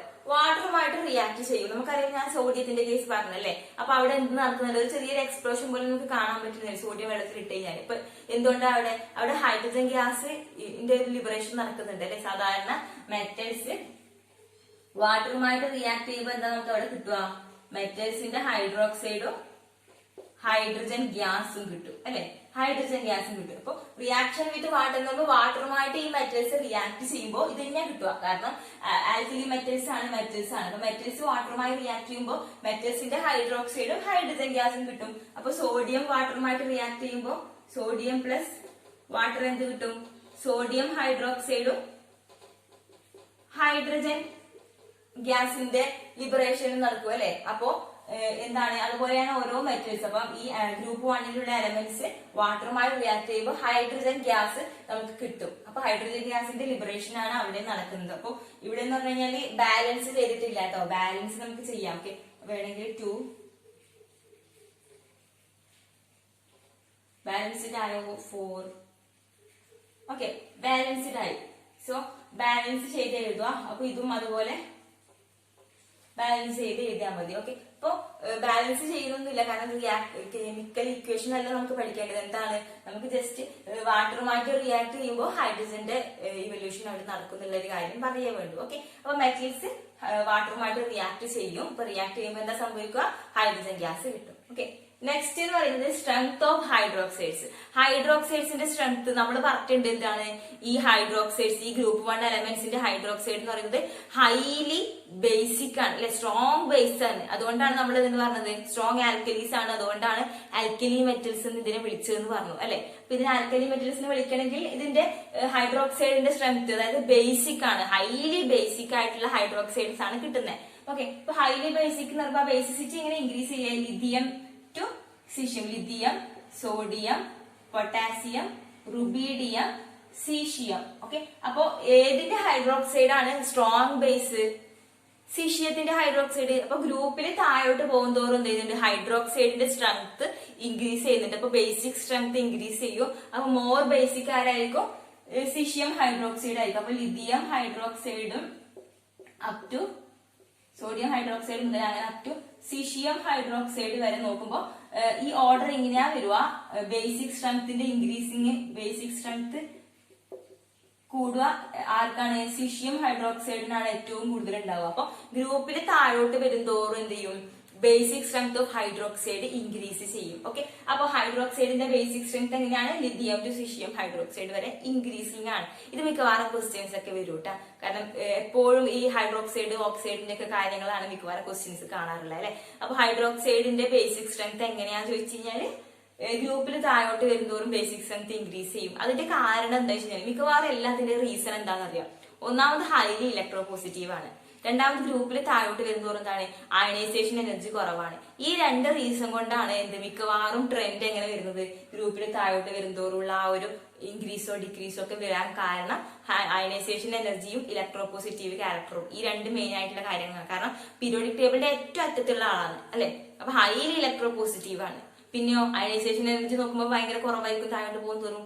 അതുകൊണ്ടാണ് എന്ത് ഈ റീസൺ, ഇത് ഈ ട്രെൻഡ് ഇങ്ങനെ വരുന്നത് കേട്ടാ. Next reaction with oxygen. ഓക്സിജനുമായിട്ട് റിയാക്ട് ചെയ്യുമ്പോൾ പൊതുവെ നമുക്ക് എന്തൊക്കെ കിട്ടും അറിയാം, ഓക്സൈഡ് കിട്ടും, പെറോക്സൈഡ് കിട്ടും, അതുപോലെ തന്നെ സൂപ്പർ ഓക്സൈഡും കിട്ടും. ഓക്കെ, ഈ മൂന്നെണ്ണാണ് സാധാരണ ഈ ആൽക്കലി മെറ്റൽസ് ഓക്സിജനുമായിട്ട് റിയാക്ട് ചെയ്യുമ്പോൾ കിട്ടുക. അപ്പൊ ജനറൽ ആയിട്ട് പൊതുവെ കോമൺ ആയിട്ട് കിട്ടുക എന്താ വെച്ച് കഴിഞ്ഞാല് എപ്പോഴും ലിഥിയത്തിന്റേത് ഓക്സൈഡാ കിട്ടുക, Li2O. ഓക്കെ, ലിഥിയത്തിന്റേത് ഓക്സൈഡാ കിട്ടുക. സോഡിയത്തിന്റെ അധികവും പെറോക്സൈഡ്, കോമൺ ആയിട്ട് സോഡിയം പെറോക്സൈഡാ ഫോം ചെയ്യുക, Na2O2.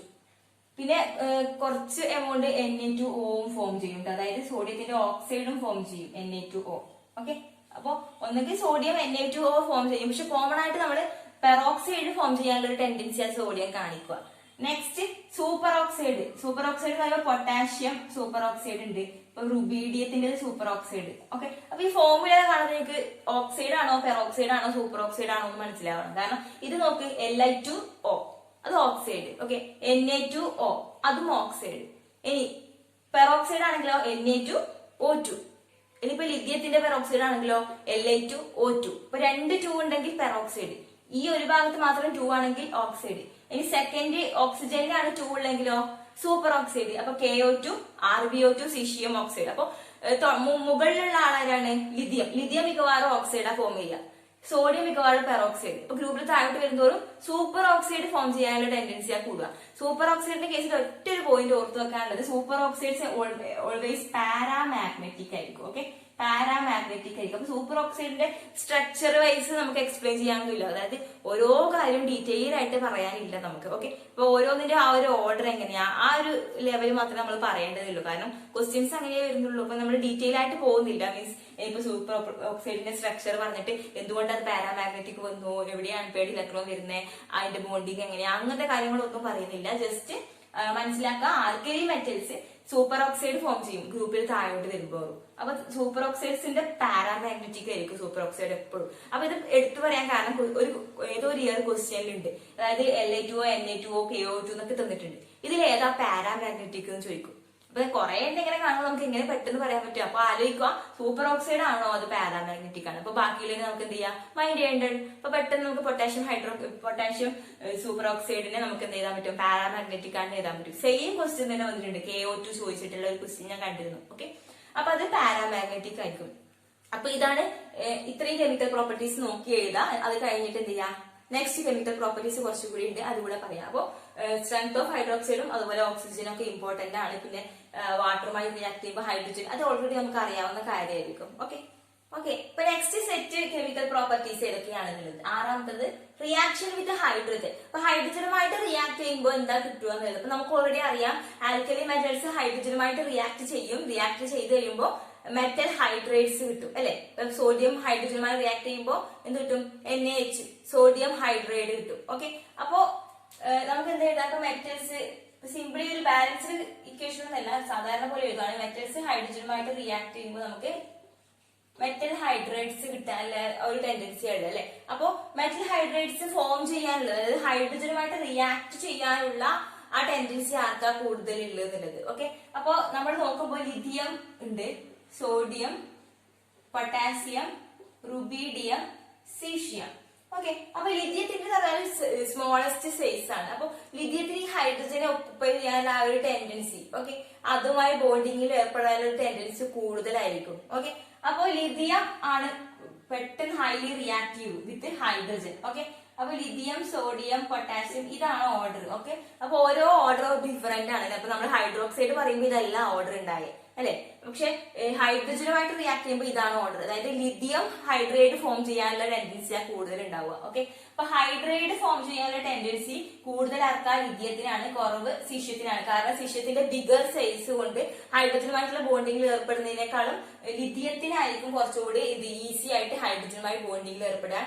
അതുപോലെ ലിഥിയം ഹൈഡ്രേറ്റ് ഫോം ചെയ്യാനുള്ള ടെൻഡൻസി കൂടുതൽ. അപ്പൊ സ്റ്റെബിലിറ്റി ഓർഡർ എന്ന് പറയുന്നത് എന്തായിരിക്കും, ലിഥിയം ഹൈഡ്രേറ്റ് ആണ് most stable, then sodium hydrate, then etc, then cesium hydrate. Okay, അപ്പോ ലിഥിയം ഹൈഡ്രേറ്റ് ഫോം ചെയ്യുന്ന അത്രയും ഈസി, ലിഥിയം ഹൈഡ്രേറ്റ് എന്ന് പറഞ്ഞാൽ സ്റ്റേബിൾ ആയി നിൽക്കും, അത് അങ്ങനെ തന്നെ കുറെ നേരം നിൽക്കും. പക്ഷെ സിഷ്യം ഹൈഡ്രേറ്റ് അത്രയും ഈസി ആയിട്ട് ഉണ്ടാവില്ല, കാരണം എന്താണ്, അത് അത്രയും ലീസ്റ്റ് സ്റ്റേബിൾ ആണ്. ഓക്കെ, അപ്പൊ അതിന്റെ ബിഗർ സൈസ് സിഷ്യത്തിന്റെ കാരണം ആ ഹൈഡ്രജന് ആ ഒരു അറ്റാച്ച്മെന്റ് ഉണ്ടാവില്ല സിഷ്യത്തിനോട്. ഓക്കെ, അപ്പോ ഒന്ന് പറയേണ്ടത് ഇതിന്റെ സ്റ്റെബിലിറ്റി ഓർഡർ ഇത് തന്നെയാണ്, അതുപോലെ റിയാക്ടിവിറ്റി ഓർഡർ ഇത് തന്നെയാണ് കേട്ടോ. സ്റ്റെബിലിറ്റി ഓർഡർ, അതായത് റിയാക്ടിവിറ്റി ഓർഡർ എന്ന് പറയുമ്പോൾ ലിഥിയം ആയിരിക്കും മോർ റിയാക്റ്റീവ് ടു ഹൈഡ്രജൻ. പെട്ടെന്ന് ഹൈഡ്രജനുമായിട്ട് റിയാക്ട് ചെയ്തിട്ട് സ്റ്റേബിൾ ആയിട്ടുള്ള ലിഥിയം ഹൈഡ്രേറ്റ് ഫോം ചെയ്യും. ഓക്കെ, അപ്പൊ ഹൈഡ്രേറ്റ്സിന്റെ സ്റ്റെബിലിറ്റി ഓർഡർ ആണ് ക്വസ്റ്റ്യനെങ്കിൽ ഏത് എഴുതും, ഈ ഓർഡർ എഴുതുക. ലിഥിയം ഹൈഡ്രേറ്റ് ആണ് greater stability than caesium hydrate. Okay, അതുപോലെ റിയാക്ടിവിറ്റി ആണെങ്കിലോ, റിയാക്ടിവിറ്റി ആയിരിക്കുമ്പോൾ ലിഥിയം ആണ് മോർ റിയാക്റ്റീവ് ടു ഹൈഡ്രജൻ. പെട്ടെന്ന് ഹൈഡ്രജനുമായി റിയാക്ട് ചെയ്തിട്ട് ലിഥിയം ഹൈഡ്രേറ്റ് ഫോം ചെയ്യുക ആരാണ്, ലിഥിയം ആണ്. പിന്നെ സോഡിയം അങ്ങനെ. ഓക്കെ, അപ്പൊ സീഷ്യം എന്ന് പറയുന്നത് ലെസ് റിയാക്റ്റീവ് ആണ് ഹൈഡ്രജനുമായിട്ട് നോക്കുന്ന സമയത്ത്. ഓക്കെ, സോ ഇതാണ് റിയാക്ഷൻ വിത്ത് ഹൈഡ്രജന്റെ കേസിൽ പറയാനുള്ളത്. അപ്പോൾ ഈ ഓർഡർ ഓരോന്ന് നിങ്ങൾ എന്ത് ചെയ്യാൻ പഠിച്ചു വെക്കുക. കാരണം ഓരോ ഓർഡർ വരുന്ന സമയത്ത് ഡിഫറെന്റ് ഓർഡേഴ്സ് ആണ് വരുന്നത്. അപ്പോൾ നമ്മളിത് പീരിയോഡിക് ടേബിൾ കംപ്ലീറ്റ് ആയിട്ട് പഠിച്ചു കഴിയുമ്പോൾ കുറെ ഓർഡേഴ്സ് വരും. ഓരോ ഹൈഡ്രോക്സൈഡിന്റെ ഓർഡർ, കാർബണേറ്റിന്റെ ഓർഡർ, ഓക്സൈഡിന്റെ ഓർഡർ, ഹൈഡ്രേറ്റിന്റെ ഓർഡർ. ഓക്കെ, ഇനിയിപ്പോ എസ് ബ്ലോക്കിൽ ഗ്രൂപ്പ് 1 എലമെന്റിന്റെ നമ്മൾ പറഞ്ഞു കഴിഞ്ഞിട്ടുള്ളൂ. ഇനി ഗ്രൂപ്പ് 2 ഉണ്ട്. പി ബ്ലോക്കിൽ വരുന്ന എല്ലാ ഗ്രൂപ്പിന്റെയും നമ്മൾ സെപ്പറേറ്റ് പറയാനുണ്ട്. ഓക്കെ, അപ്പൊ ഒരുപാട് ഓർഡർ വരും. അപ്പൊ നിങ്ങൾ അതിന്റെ ആ ഒരു രീതിക്ക് പഠിച്ചു വെക്കേണ്ടി വരും. Okay, next reaction with halogens. ഹാലജൻസുമായിട്ടുള്ള റിയാക്ഷൻ നോക്കുമ്പോൾ നമ്മൾ നോക്കുകയാണ്. ഇപ്പൊ ലിഥിയം മുതല് lithium, sodium, potassium, rubidium, caesium നോക്കുകയാണെങ്കിൽ സിഷ്യത്തിനാണ് greater tendency to react with halogens. അപ്പൊ ഓർഡർ ഇങ്ങനെയാ വരിക. ഓക്കെ, അപ്പൊ നേരത്തെ പറഞ്ഞ ഓർഡർ എല്ലാം ഇവിടെ വരിക. എന്തുകൊണ്ടാണ്? കാരണം സിഷ്യത്തിന് ഹാലജൻസുമായിട്ട് ഹൈലി റിയാക്റ്റീവ് ആയിരിക്കും. അപ്പൊ സിഷ്യം ക്ലോറൈഡ് ഫോം ചെയ്യുന്നത്ര ഈസി ആയിരിക്കില്ല ലിഥിയം ക്ലോറൈഡ് ഫോം ചെയ്യുന്നത്. ഓക്കെ, അപ്പൊ സിഷ്യം പെട്ടെന്ന് എന്ത് ചെയ്യും? ഹാലജൻസുമായിട്ട് റിയാക്ട് ചെയ്യും. ഓക്കെ, അപ്പൊ ഇതാണ് റിയാക്ഷൻ വിത്ത് ഹാലജൻസിന്റെ ഓർഡർ. അപ്പൊ ഹാലജൻസുമായിട്ട് റിയാക്ട് ചെയ്യുമ്പോൾ എന്താണ്, ഇപ്പോ ഈ ഒരു ഓർഡർ കീപ്പ് ചെയ്യുമ്പോൾ നമ്മൾ ഇപ്പം പെർട്ടിക്കുലർ ഹാലജൻ എടുക്കാം. നമുക്ക് പെർട്ടിക്കുലർ ആയിട്ട് ഇപ്പം ഫ്ലൂറിൻ. അപ്പൊ ഫ്ലൂറിനുമായിട്ട് റിയാക്ട് ചെയ്യുന്നു എന്ന് വിചാരിക്കുക. ഫ്ലൂറിനായിട്ട് റിയാക്ട് ചെയ്യുമ്പോൾ സിഷ്യം ഫ്ലൂറിൻ കിട്ടുന്ന സിഷ്യം ഫ്ലൂറിൻ ആയിരിക്കും പെട്ടെന്ന് ഫോം ചെയ്യുക ലിഥിയം ഫ്ലൂറൈഡിനേക്കാളും. ഓക്കെ, അപ്പൊ സിഷ്യം ഫ്ലൂറൈഡ് ആയിരിക്കും കുറച്ചും കൂടി ഈസി ആയിട്ട് ഫോം. അതായത് ഗ്രൂപ്പിൽ താഴോട്ട് വരുന്നതോറുമാണ് ഹാലജൻസുമായിട്ടുള്ള റിയാക്ടിവിറ്റി കൂടുതൽ ഉണ്ടാവുക എന്നാണ് പറഞ്ഞതിന്റെ മീനിങ് കേട്ടാ. അപ്പൊ ഹാലജൻസിന്റെ ആയിട്ടുള്ള റിയാക്ടിവിറ്റി കൂടുതൽ എങ്ങനെയാണ്? ഗ്രൂപ്പിൽ താഴോട്ട് പോകുന്നതോറും. ഇനി നമുക്ക് ഒരു ആനോൺസിന്റെ കേസ് എടുക്കാം, ഹാലജൻസിന്റെ കേസ് എടുക്കാം. ഹാലജൻസ് ഇപ്പൊ ഒരു പർട്ടിക്കുലർ മെറ്റലുമായിട്ട് ഇപ്പം ലിഥിയവുമായിട്ട് ഹാലജൻസ് എന്ത് ചെയ്യാണ്? ഫോം ചെയ്യാണ്. അപ്പൊ ഹാലജൻസ് ഫ്ലൂറിൻ ഉണ്ട്, ക്ലോറിൻ ഉണ്ട്, ബ്രോമിൻ ഉണ്ട്, അയഡിൻ ഉണ്ട്. അപ്പൊ ആർക്കായിരിക്കും കൂടുതൽ ടെൻഡൻസി ഉണ്ടാവുക ലിഥിയവുമായിട്ട് കമ്പൈൻ ചെയ്യാൻ വേണ്ടിയിട്ട്? ലിഥിയവുമായിട്ട് കമ്പൈൻ ചെയ്യാൻ ഫ്ലൂറിനായിരിക്കും മോർ റിയാക്റ്റീവ് ആയിട്ട് ഉണ്ടാവുക. അപ്പൊ നമ്മൾ പെർട്ടിക്കുലർ എന്തെടുക്കുവാണ്? ഇപ്പൊ നമ്മൾ പറയാണ്, ഇപ്പൊ ക്ലിയർ ആയെന്ന് അറിയില്ല. ഇപ്പൊ റിയാക്ഷൻ വിത്ത് ഹാലജൻസ് ആണ് നമ്മൾ പറയുന്നത്. അതില് നമ്മളിപ്പോ ഒരു പർട്ടിക്കുലർ ഹാലജൻ എടുത്തു, ഇപ്പൊ ക്ലോറിൻ എടുത്തു. അപ്പൊ ക്ലോറിൻ ഏതുമായിട്ടാണ് ഹൈലി റിയാക്റ്റീവ് എന്ന് ചോദിച്ചു കഴിഞ്ഞാല് സിഷ്യവുമായിട്ടാണ് ഹൈലി റിയാക്റ്റീവ്. അതായത് ഗ്രൂപ്പിൽ താഴോട്ട് പോകും തോറുമാണ് റിയാക്ടിവിറ്റി കൂടുക. അപ്പൊ സിഷ്യം ക്ലോറൈഡ്, റുബീഡിയം ക്ലോറൈഡ് അങ്ങനെയാ വരിക. ഏറ്റവും ലീസ്റ്റ് ആണ് അതിൽ വരിക ലിഥിയം ക്ലോറൈഡ് വരിക. ഓക്കെ, ഇനി നമ്മൾ എടുക്കുവാണ് ഒരു പർട്ടിക്കുലർ ആൽക്കലി മെറ്റൽ എടുത്തു. ഇപ്പൊ നമ്മൾ എക്സാമ്പിൾ ആയിട്ട് ലിഥിയം എടുത്തു. ഇപ്പൊ ലിഥിയത്തിന്റെ ഫ്ലൂറൈഡ്, ക്ലോറൈഡ്, ബ്രോമൈഡ്, അയഡൈഡ് ഏത് ഫോം ചെയ്യാനാണ് കൂടുതൽ ടെൻഡൻസി ഉണ്ടാവുക എന്ന് ചോദിച്ചു കഴിഞ്ഞാല് ഫ്ലൂറൈഡ് ഫോം ചെയ്യാനാണ് ടെൻഡൻസി കൂടുതൽ ഉണ്ടാവുക. കാരണം എന്താണ്? ഫ്ലൂറൈഡ് ആണ് മോസ്റ്റ് റിയാക്റ്റീവ് ആയിട്ട് വരുന്നത് ഈ കേസിൽ. ഓക്കെ, അപ്പോ ഹാലജൻസിന്റെ കേസ് എടുക്കുമ്പോൾ ഫ്ലൂറൈഡ് ആണ് highly reactive than chlorine, than bromine and than iodine. പിന്നെ റിയാക്ഷൻ വിത്ത് ഹാലജൻസിൽ ആൽക്കലി മെറ്റൽസിന്റെ കേസ് എടുക്കുമ്പോൾ ഗ്രൂപ്പിൽ താഴോട്ട് പോകുന്നതോറാണ് ആ റിയാക്ടിവിറ്റി ഇൻക്രീസ് ചെയ്യുന്നത്. ഓക്കെ, അപ്പൊ ഇത് ക്ലിയർ ആയെന്ന് വിചാരിക്കുന്നത്. അതായത് ഓർഡർ എങ്ങനെയും വേണമെങ്കിൽ തരാം. ഇപ്പൊ നിങ്ങളോട് ചോദിക്കാണ് lithium chloride, lithium fluoride, lithium bromide, lithium iodide. അപ്പൊ ഇതില് ഏതാണ് ഈസി ആയിട്ട് ഫോം ചെയ്യുക? അപ്പൊ നമ്മൾ എന്ത് ചെയ്യേണ്ടത്? ഈ റിയാക്ടിവിറ്റി നോക്കാം. ഫ്ലൂറിൻ ആണ് ഹൈലി റിയാക്റ്റീവ്, അപ്പൊ ലിഥിയം ഫ്ലൂറൈഡ് ആണ് പെട്ടെന്ന് ഫോം ചെയ്യുക. ആ ഒരു രീതിയിലേക്ക് നിങ്ങൾ എത്തണം കേട്ടാ. പിന്നെന്താണ്? പിന്നെ അടുത്ത് പറഞ്ഞിരിക്കുന്നത് ഇപ്പം ഒരു പർട്ടിക്കുലർ ഹാലജൻ തിന്നു, ഇപ്പൊ ക്ലോറിൻ തിന്നു. ഇപ്പം lithium chloride, sodium chloride, potassium chloride ഏതാ ഈസി ആയിട്ട് ഫോം ചെയ്യാൻ ചോദിക്കുമ്പോൾ ഗ്രൂപ്പിൽ താഴോട്ട് പോകുന്നതോറും റിയാക്ടിവിറ്റി കൂടും. പൊട്ടാഷ്യത്തിനാണ് റിയാക്ടിവിറ്റി കൂടുതൽ. അപ്പൊ പൊട്ടാഷ്യം ക്ലോറൈഡ് ആണ് ഈസി ആയിട്ട് ഫോം ചെയ്യുക എന്നുള്ള ആ ഒരു കൺസെപ്റ്റിലേക്ക് നിങ്ങൾ എത്തണം. Okay, next melting point of alkali metal halides. Alkali metal ഹാലൈഡ്സിന്റെ മെൽറ്റിംഗ് പോയിന്റ് നമ്മൾ ഓൾറെഡി ഒരു ക്വസ്റ്റ്യൻ പറയുന്ന സമയത്ത് പാർട്ട് 1 ഓർ പാർട്ട് 2 ഏതൊരു വീഡിയോ ഒക്കെ പാർട്ട് 2 ആണെന്ന് തോന്നുന്നു. ഓക്കെ, അതിനകത്ത് പീരിയോഡിക് പ്രോപ്പർട്ടീസ് പറയുമ്പോൾ പറഞ്ഞിട്ടുണ്ടായിരുന്നു ആൽക്കലി മെറ്റൽ ഹാലൈഡ്സിന്റെ ഒരു ക്വസ്റ്റ്യനിൽ ഒരു ഓപ്ഷൻ തന്നിട്ടുണ്ടായിരുന്നു. അപ്പൊ നമ്മൾ എന്താ പറഞ്ഞത്? മെൽറ്റിംഗ് പോയിന്റ് നമ്മൾ പൊതുവെ എങ്ങനെയാ കാണുമെന്ന് അറിയോ? കോവാലന്റ് ക്യാരക്ടർ കൂടുതലാണെങ്കിൽ മെൽറ്റിംഗ് പോയിന്റ് കുറവായിരിക്കും എന്നുള്ള ആ ഒരു പോയിന്റ് ആണ് നമ്മൾ എപ്പോഴും പറഞ്ഞത്. ഓക്കെ, അപ്പൊ കോവാലന്റ് ക്യാരക്ടർ കൂടുതലാണോ മെൽറ്റിംഗ് പോയിന്റ് കുറവായിരിക്കും. സോ ആൽക്കലി മെറ്റൽസിന്റെ കേസിൽ കോവാലന്റ് ക്യാരക്ടർ ആർക്കാ കൂടുതൽ? ഇപ്പൊ ലിഥിയം ഉണ്ട്, സോഡിയം ഉണ്ട്, പൊട്ടാസ്യം ഉണ്ട്, റുബീഡിയം ഉണ്ട്, സിഷ്യം ഉണ്ട്. ആർക്കാണ് കോവാലന്റ് ക്യാരക്ടർ കൂടുതലുള്ളത്? നമ്മൾ പറഞ്ഞു ഇതൊക്കെയും അയോണിക് ആയിട്ടാണ് വരിക. ആരേ ഉള്ളൂ കോവാലന്റ് ഫോം ചെയ്യുന്ന ആള്? ലിഥിയം മാത്രമേ ഉള്ളൂ. അപ്പൊ ലിഥിയത്തിന്റെ കോവാലന്റ് ക്യാരക്ടർ കൂടുതലായതുകൊണ്ട് തന്നെ, അതായത് ലിഥിയം ഏതൊക്കെ ഒരു കോമ്പൗണ്ടായിട്ട് ഫോം ചെയ്തിട്ട് ഒരു കോവാലന്റ് ക്യാരക്ടർ ഉണ്ട്. അപ്പൊ lithium chloride highly covalent, lithium iodide highly covalent. Okay, അപ്പൊ അങ്ങനെ ഫോം ചെയ്യുന്ന സമയത്ത് അതിന്റെ കോവാലന്റ് ക്യാരക്ടർ കൂടുതലായതുകൊണ്ട് തന്നെ അതിന്റെ മെൽറ്റിംഗ് പോയിന്റ് കുറവായിരിക്കും. അപ്പൊ അതിന്റെ മെൽറ്റിംഗ് പോയിന്റ് എന്തായിരിക്കും? കുറവായിരിക്കും. അപ്പൊ ലിഥിയത്തിന്റെ കേസിൽ ആ മെൽറ്റിംഗ് പോയിന്റ് കുറവായിരിക്കും. ഇനി നമ്മൾ നോക്കുക സോഡിയം പൊട്ടാസ്യം റുബീഡിയം ഇഷ്യൂ. ആ ഒരു ഓർഡർ നമ്മൾ നോക്കുന്ന സമയത്ത് ഒരു ഡിക്രീസിങ് ആണ്, അതായത് മെൽറ്റിംഗ് പോയിന്റ് കുറഞ്ഞു വരും. അതായത് ഇപ്പൊ കൂടുതൽ ഉണ്ടാവുക സോഡിയത്തിനായിരിക്കും മെൽറ്റിംഗ് പോയിന്റ്. പിന്നെ ആ ഒരു ഓർഡർ എന്ത് ചെയ്യും? ഗ്രൂപ്പിൽ താഴോട്ട് വരുന്തോറും അതിന്റെ മെൽറ്റിംഗ് പോയിന്റ് കുറഞ്ഞു കുറഞ്ഞു കുറഞ്ഞു വരും. സോ എങ്ങനെയാ ഇപ്പൊ എക്സ്പ്ലെയിൻ ചെയ്യാന്ന് വെച്ച് കഴിഞ്ഞാൽ, ഇപ്പോ പറഞ്ഞു മനസ്സിലാകുന്നുണ്ട്. ഇപ്പൊ ഗ്രൂപ്പിൽ താഴോട്ട് പോകും തോറും എന്ത് ചെയ്യാണ്? മെൽറ്റിംഗ് പോയിന്റ് കുറഞ്ഞു കുറഞ്ഞു കുറഞ്ഞു വരുവാണ്. ഓക്കെ, പക്ഷെ എക്സെപ്ഷൻ ഉള്ളത് ലിഥിയത്തിന്റെ കേസാണ്. കാരണം ലിഥിയം എന്താണ്? ഹൈലി കോവാലന്റ് ആണ്. അതുകൊണ്ട് തന്നെ എന്താണ്? ലിഥിയത്തിന് മെൽറ്റിംഗ് പോയിന്റ് വളരെ കുറവായിരിക്കും. അപ്പൊ ലിഥിയം ഒരു എക്സെപ്ഷൻ ആണ്, ലിഥിയത്തിന് ഓൾറെഡി കുറവായിരിക്കും. പിന്നെ സോഡിയം പൊതുവെ താഴോട്ട് പോകുന്നതോറും കൂടുതലായിരിക്കും, പിന്നെ കുറഞ്ഞു കുറഞ്ഞു കുറഞ്ഞു കുറഞ്ഞു വരും. ഓക്കെ, അപ്പൊ അങ്ങനെയാണ് മെൽറ്റിംഗ് പോയിന്റിന്റെ ഓർഡർ വരുന്നത്. അപ്പൊ എനിക്ക് തോന്നുന്നു ഞാൻ വാല്യൂസ് ചെയ്താൽ കുറച്ചുകൂടി മനസ്സിലാവും തോന്നുന്നു. ഇത് മായ്ക്കാം, എന്നിട്ട് ഇവിടെ ഞാൻ വാല്യൂസ് എഴുതാം. ഓക്കെ, ഒന്നാമത്തേത് ഇപ്പം എക്സാമ്പിള് ലിഥിയം ക്ലോറൈഡ്, പിന്നെ sodium chloride, potassium chloride, rubidium chloride, caesium chloride എഴുതാം. ഓക്കെ, അപ്പൊ ലിഥിയം ക്ലോറൈഡിന്റെ മെൽറ്റിംഗ് പോയിന്റ് 883 കെൽവിൻ. നെക്സ്റ്റ് ഈ വാല്യൂസ് നിങ്ങൾ നോക്കാം. അപ്പൊ വാല്യൂസ് 990 കെൽവിൻ, 918 കെൽവിൻ. നിങ്ങൾ നോക്കുന്ന സമയത്ത് നിങ്ങൾക്ക് മനസ്സിലാവും സോഡിയം മുതൽ ഇങ്ങോട്ട് ഒരു ഡിക്രീസിങ് ഉണ്ട് അല്ലെ. അതായത് 1051, 1045 കുറഞ്ഞു കുറഞ്ഞു വരികയാണ്. സോഡിയം മുതൽ ആ ഒരു കോമ്പൗണ്ട്സിന്റെ മെൽറ്റിംഗ് പോയിന്റ് എടുത്ത് നോക്കുമ്പോൾ കുറയുന്നുണ്ട്. പിന്നെ എന്താണ്? ലിഥിയം ക്ലോറൈഡിന്റെ കേസിൽ നോക്കുമ്പോൾ ലിഥിയം ക്ലോറൈഡിന് ഇവരെ അപേക്ഷിച്ച് ഭയങ്കര കുറവാണ് അല്ലെ. ബാക്കി എല്ലാവരും അപേക്ഷിച്ച് ലിഥിയം ക്ലോറൈഡിന്റെ മെൽറ്റിംഗ് പോയിന്റ് ഭയങ്കര കുറവാണ്. കാരണം എന്താണ്? ഇവരെല്ലാം അയണിക്കാണ്, ഇയാളാരാണ്? കോവാലന്റ് ആണ്. അപ്പൊ കോവാലന്റ് കാറ്റ് കൂടുമ്പോൾ മെൽറ്റിംഗ് പോയിന്റ് വളരെ കുറയും. അപ്പൊ ലിഥിയം ക്ലോറൈഡിന്റെ കേസ് എന്ന് പറഞ്ഞാൽ മെൽറ്റിംഗ് പോയിന്റ് വളരെ കുറവായിരിക്കും.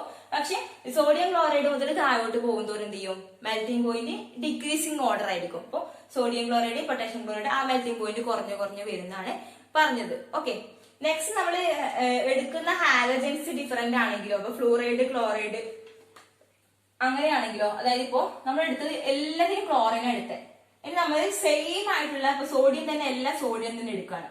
എല്ലാം സോഡിയം, അതിന്റെ fluoride, sodium chloride, sodium bromide, sodium iodide ഇങ്ങനെ എടുക്കുകയാണെങ്കിൽ അതിന്റെ മെൽറ്റിംഗ് പോയിന്റ് എന്തായിരിക്കും എന്നുള്ളത്. ഓക്കെ, അപ്പൊ രണ്ട് കേസ് വരും. അതായത് ഹാലജൻസുമായിട്ട് റിയാക്ട് ചെയ്യുമ്പോൾ ഉള്ളൊരു രണ്ട് കേസ് നമ്മളിപ്പോ ഇവിടെ പറഞ്ഞില്ലേ, രണ്ട് കേസ് പറഞ്ഞു. അതേപോലത്തെ രണ്ട് കേസ് വരും. ഒന്ന് എന്ന് പറഞ്ഞാല് ആൽക്കലി മെറ്റൽസ് ഡിഫറെന്റ് ആയിരിക്കും, ഹാലജൻ സെയിം ആയിരിക്കും എന്നുള്ള കേസ്. അപ്പോഴാണ് നമ്മൾ എന്ത് പറഞ്ഞത്? കോവാലന്റ് ക്യാരക്ടർ കൂടുതലുള്ളതുകൊണ്ട് ഇതിന്റെ മെൽറ്റിംഗ് പോയിന്റ് കുറവായിരിക്കും. ഈ കേസിൽ ഗ്രൂപ്പിൽ താഴോട്ട് പോകുന്നതിനനുസരിച്ച് മെൽറ്റിംഗ് പോയിന്റ് ഡിക്രീസ് ചെയ്യും. ഇനി നമ്മൾ പറയുന്നത് ആൽക്കലി മെറ്റൽസ് സെയിം തന്നെ എടുക്കുക, എല്ലാം സോഡിയം തന്നെ എടുക്കുക. ഇനി അതിന്റെ ഹാലജൻസ് ഡിഫറെന്റ് ആയി, ഒന്ന് ഫ്ലൂറിൻ, ഒന്ന് ക്ലോറിൻ, ഒന്ന് ബ്രോമിൻ, ഒന്ന് അയഡിൻ. അപ്പൊ അങ്ങനെയാണെങ്കിൽ മെൽറ്റിംഗ് പോയിന്റ് ഓർഡർ എങ്ങനെയാ വരുവാന്ന് വെച്ചാൽ ഫ്ലൂറിന്റെ മെൽറ്റിംഗ് പോയിന്റ് ആണ് കൂടുതൽ ക്ലോറിനേക്കാളും, പിന്നെ ബ്രോമിനേക്കാളും, പിന്നെ അയഡിനേക്കാളും. അപ്പൊ മെൽറ്റിംഗ് പോയിന്റ് ഓർഡർ എന്ന് പറയുമ്പോൾ ഇതാണ് മെൽറ്റിംഗ് പോയിന്റ് ഓർഡർ ഹാലജൻസിന്റെ കേസിൽ. അപ്പൊ ഫ്ലൂറിന്റെ മെൽറ്റിംഗ് പോയിന്റ് ആണ് കൂടുതൽ ഉണ്ടാവും. അങ്ങനെയാണെങ്കിൽ സോഡിയം ഫ്ലൂറൈഡ് കൂടുതലായിരിക്കും സോഡിയം ക്ലോറൈഡിനേക്കാളും, സോഡിയം ബ്രോമൈഡിനേക്കാളും, സോഡിയം അയഡൈഡിനേക്കാളും ഉണ്ടാവും. ഓക്കെ, അതിന്റെ വാല്യൂ വേണമെങ്കിൽ എഴുതാം. 1268 കെൽവിൻ, 1081 കെൽവിൻ. അപ്പൊ നിങ്ങൾക്ക് കുറച്ചുകൂടി ക്ലിയർ ആയി മനസ്സിലാവും. 1028 കെൽവിൻ, 934 കെൽവിൻ. ഓക്കെ, അപ്പൊ ഇതെന്താണ്? ഫ്ലൂറിന്റെ മെൽറ്റിംഗ് പോയിന്റ് ആണ് കൂടുതൽ. കാരണം സെയിം ആൽക്കലി മെറ്റൽ ആണെങ്കിൽ നമ്മൾ ഏതാ നോക്കേണ്ടത്? ഹാലജൻസിനെയാണ് നോക്കേണ്ടത്. അപ്പൊ ഫ്ലൂറിന്റേതായിരിക്കും കൂടുതൽ ഉണ്ടാവുക. അത് കഴിഞ്ഞ് ക്ലോറിന്റെ, ബ്രോമിന്റെ, അയഡിന്റെ. ഓക്കെ, അപ്പോ melting points of alkali metal halides എന്ന് പറയുമ്പോൾ നമുക്ക് രണ്ടെണ്ണം വരുക. അപ്പൊ ഒന്നെന്ന് പറയുന്നത് എന്താണ്?